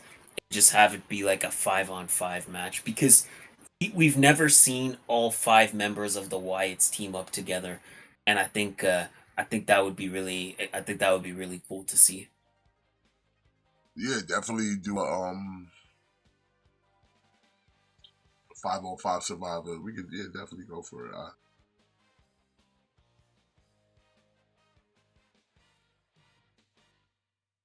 So yeah, I'm down for that. I mean, I don't even know, like, how many matches are we doing? Because Survivor Series is one of their biggest shows. I would hope this is not like a 5-card pay-per-view. Yeah,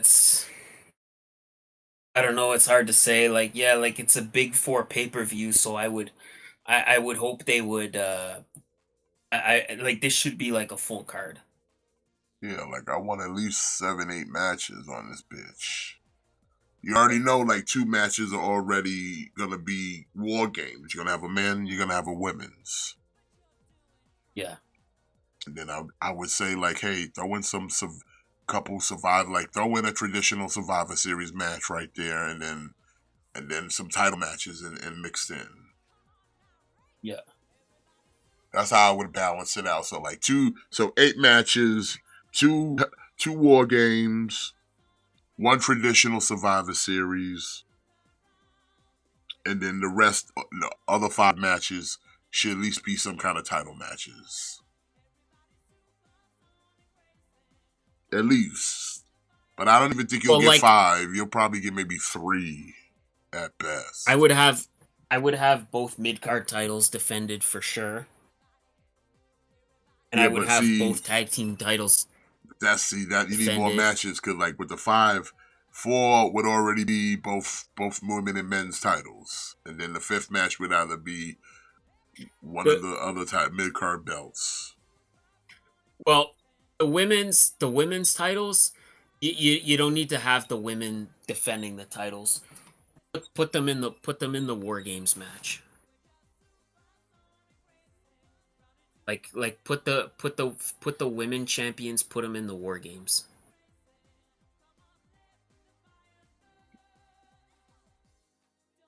It's almost looking like it's kind of shaping up to be that way for the women. Yeah. But, like, I mean, like I said, we need more than like 5 matches. Like, you cannot have a Survivor Series with 5 fucking matches. Like let's say Jade, Bianca, Bailey, maybe like throw Io in there, and one other person against like Liv, Nia, Raquel, and Tiffany, and maybe one other person. Throw in. I don't know. I'd maybe do something like that. Yeah, I could get behind that.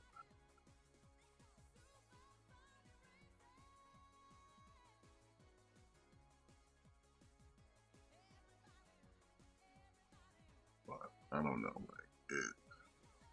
I'm hoping we do not end up with like 5 fucking matches. Yeah, that would suck. I would be very disappointed. 5 matches. This is like one of their this is one of their like big 5, or sorry, big 4.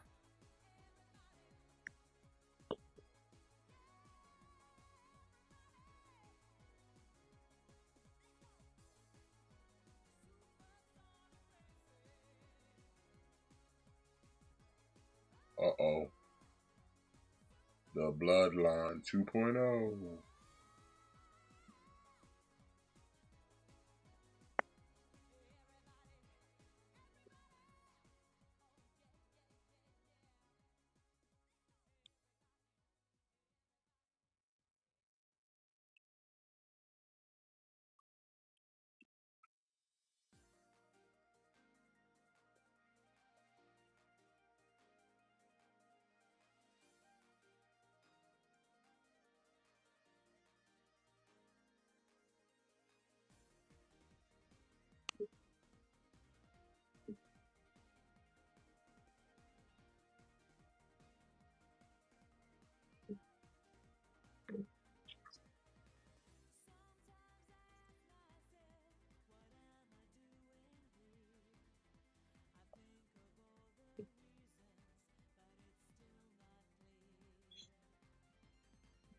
Uh-oh. Wannabe Roman Reigns.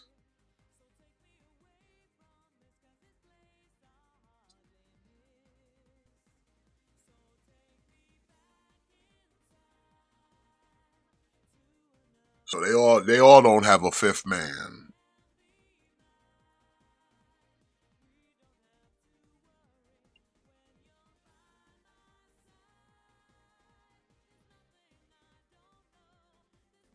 Yeah, I don't know, The Rock showing up as, like I said, if they did The Rock as Survivor Series, then they definitely can't be doing no fucking 5-card pay-per-view. I don't know. I find it really hard to believe that The Rock is going to be competing in a War Games. I feel like Survivor Series is going to end up becoming a 2-night event eventually. Oh, no doubt. Like I think the big four pay-per-views are all going to eventually become 2 nights. Like next year, SummerSlam is going to be a 2-nighter.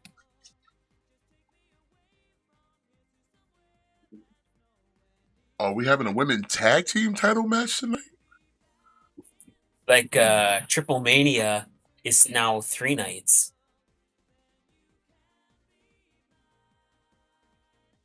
Well, I'm glad you brought that up, Gojira. Speaking of United States champions, SmackDown announced that the women are getting their own United States title.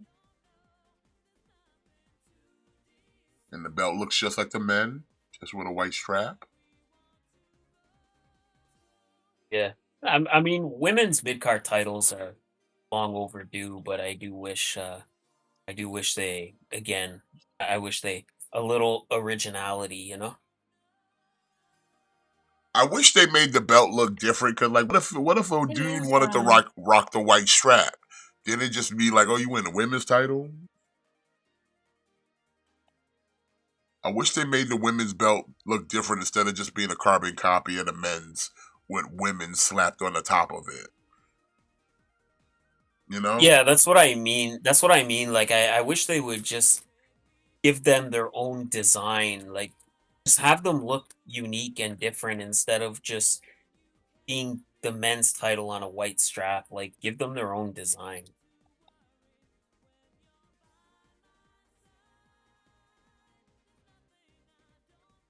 I mean, y'all didn't copy the women tag titles. Got their own design. Why can't the women's mid card belt, even like the titles that they have for the world title and the world title, like couldn't they get a different design?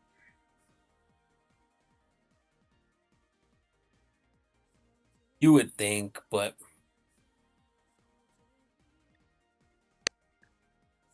I don't know. Seems like just like no originality. So do we get Just new every women's tag champions here tonight, or does BGM retain? Nah, I think they're gonna retain. I think they're gonna retain.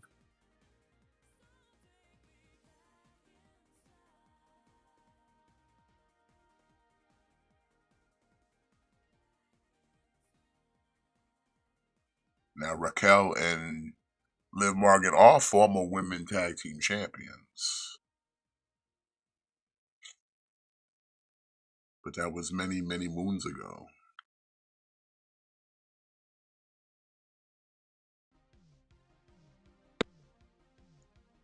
So now is Candice basically the new Indy Hartwell for Nia? It seems like they're gearing up Tiffany for like a big babyface push.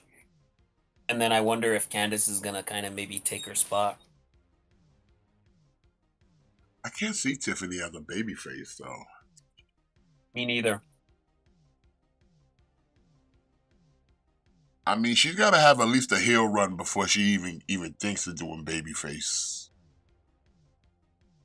I mean, I would agree, but it seems like they're trying to garner a lot of sympathy for her week after week. Oh wait, this is the main event, ain't it? I keep forgetting Raw's 2 hours. Oh fuck! It is the main event. Yeah, there's 9 minutes left. Holy fuck! And it's for the titles too. Main event. Yeah, it's kind of like I'm so used to Raw being like 3 hours that like 2 hours it just feels like it just like flies by.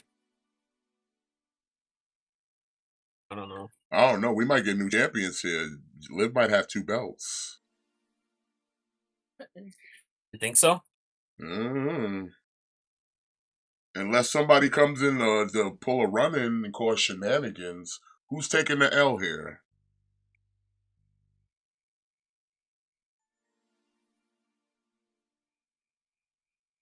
Raquel taking the L, Liv taking the L, Bianca, Jay, who taking the L?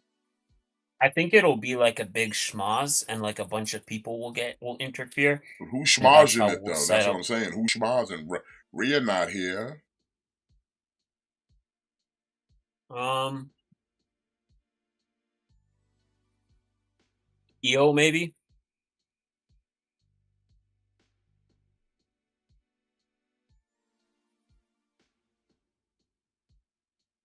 Like somebody will come out, maybe like I don't know. Yeah, I don't know. This one's tough to call.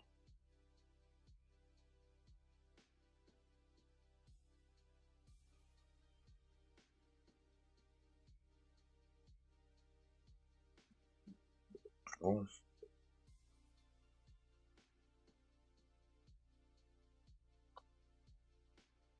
I mean, Brett and Sean was definitely it's up there, but I mean, there's a lot of better matches that have come before that and after that. So,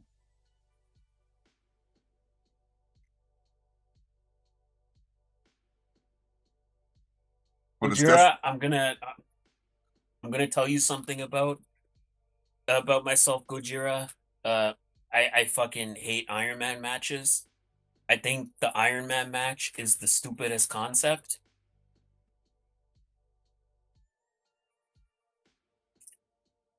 What do you hate about an Iron Man match? The problem with the Iron Man match is okay. Let's say WrestleMania 60-minute Iron Man match. I know that whatever happens, the match is gonna go at least 60 minutes.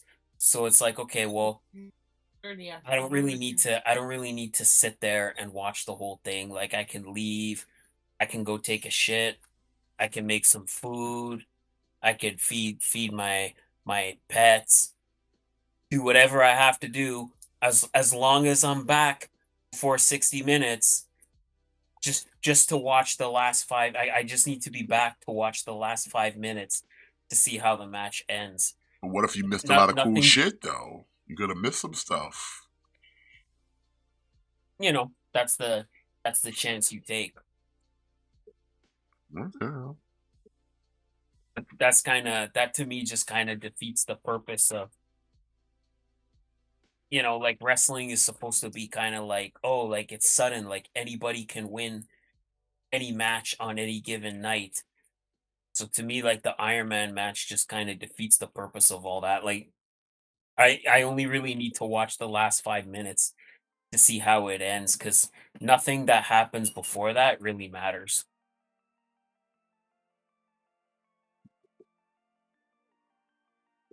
Hmm.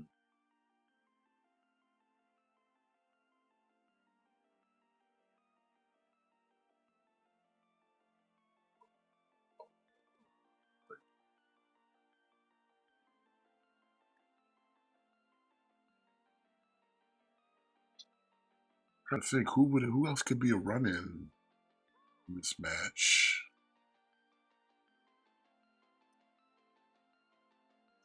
Who's feuding with BGM right now? Is there anybody else that's kind of I feuding with mean, them? there's like Damage Control, and you got Chelsea Green and Piper Niven, I guess. You got Metaphor.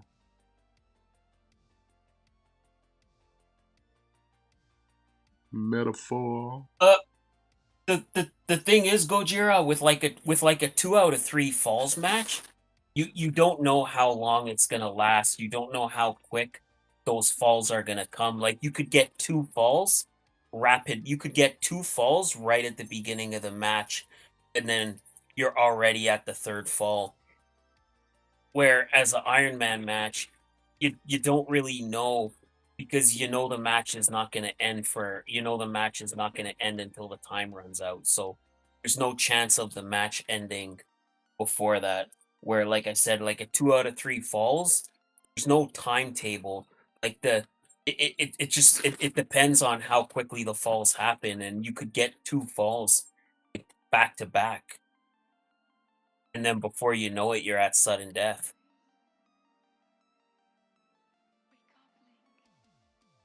That's right. Raquel and Liv are 2-time tag champions. Oh, speaking of which, here comes the Shminaz.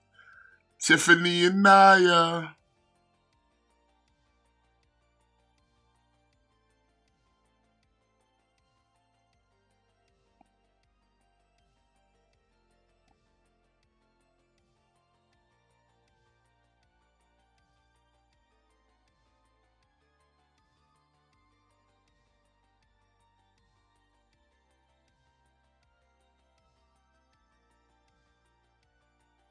Now, who's going to come out here? Bailey and Naomi? Yeah, there you go. Watch. Yeah, Io Sky will probably come out. She's got No, a here coming title match, so Naomi. And watch. Naomi. Io will be next.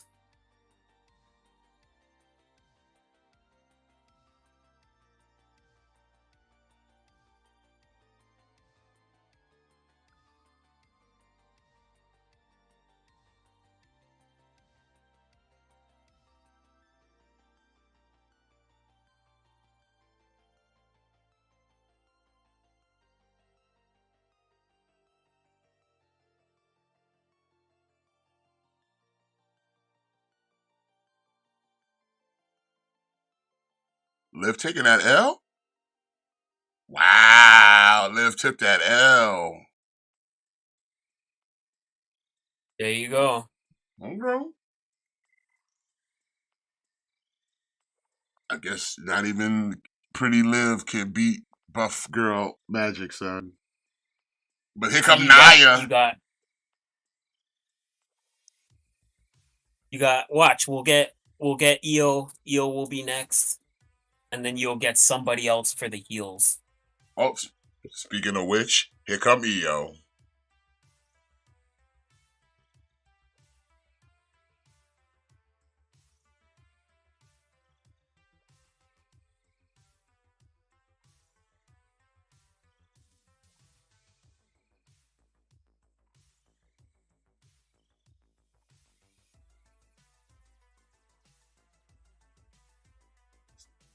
Watch your back, Io.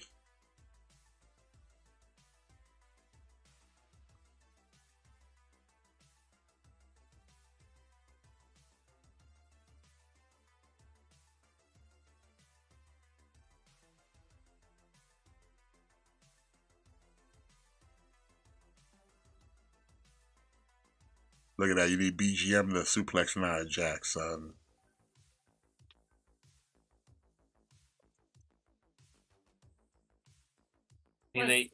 Damage control is back. See, there you go. And now you'll probably get Bailey on the good team, and then we're just missing one person for the heel side, and boom, there's your War Games match. There you go. They'll get somebody from NXT, so that way women can get Jordan Grace. That's what's gonna happen.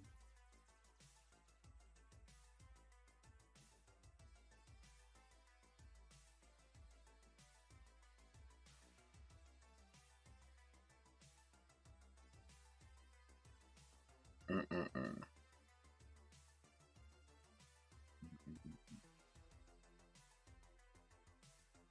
There you go. That'll I heard Charlotte was supposed to be back pretty soon. Maybe she'll join the heel side, and then they'll get Bailey to join the babyface side to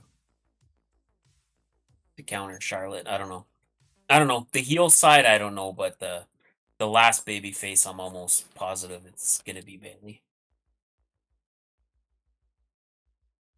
Alexa's been in the card for a comeback. So we'll, I don't know. We'll see. Or another thing too they could do, they could put they could add Nikki Cross and Scarlett to the War Games and just have them fight there and just make the Wyatt Six versus whatever Cross's group is called, just make that like a 4-on-4. Now they'll probably do 5-on-5 with Scarlett and Nikki. So. Oh yeah. Or they can I don't know. There's options. There's different stuff they could do. There's options. Yeah, for sure. But I think we're gonna wrap it up here, ladies and gentlemen. Raw's done. Now, like I said, we don't have to do the 3 hours no more, man. I know you didn't. I know you were enjoying that. But we're gonna call it for the night. Don't worry. In the new year, Raw and SmackDown will be 3 hours. But it's gonna be on Friday though. Oof. Yeah. So, but want to thank everybody for coming out and joining us here tonight. Definitely appreciate it. Smash that like, subscribe if you haven't, and ring the bell so you stay notified. Any last words before we call it, Matt? Opinions are like assholes. We all have them, and they all stink. And birds aren't real. Yeah, indeed. All right, well, y'all have a great night. We'll see y'all next week. And remember to always kick out. Thick Boys out.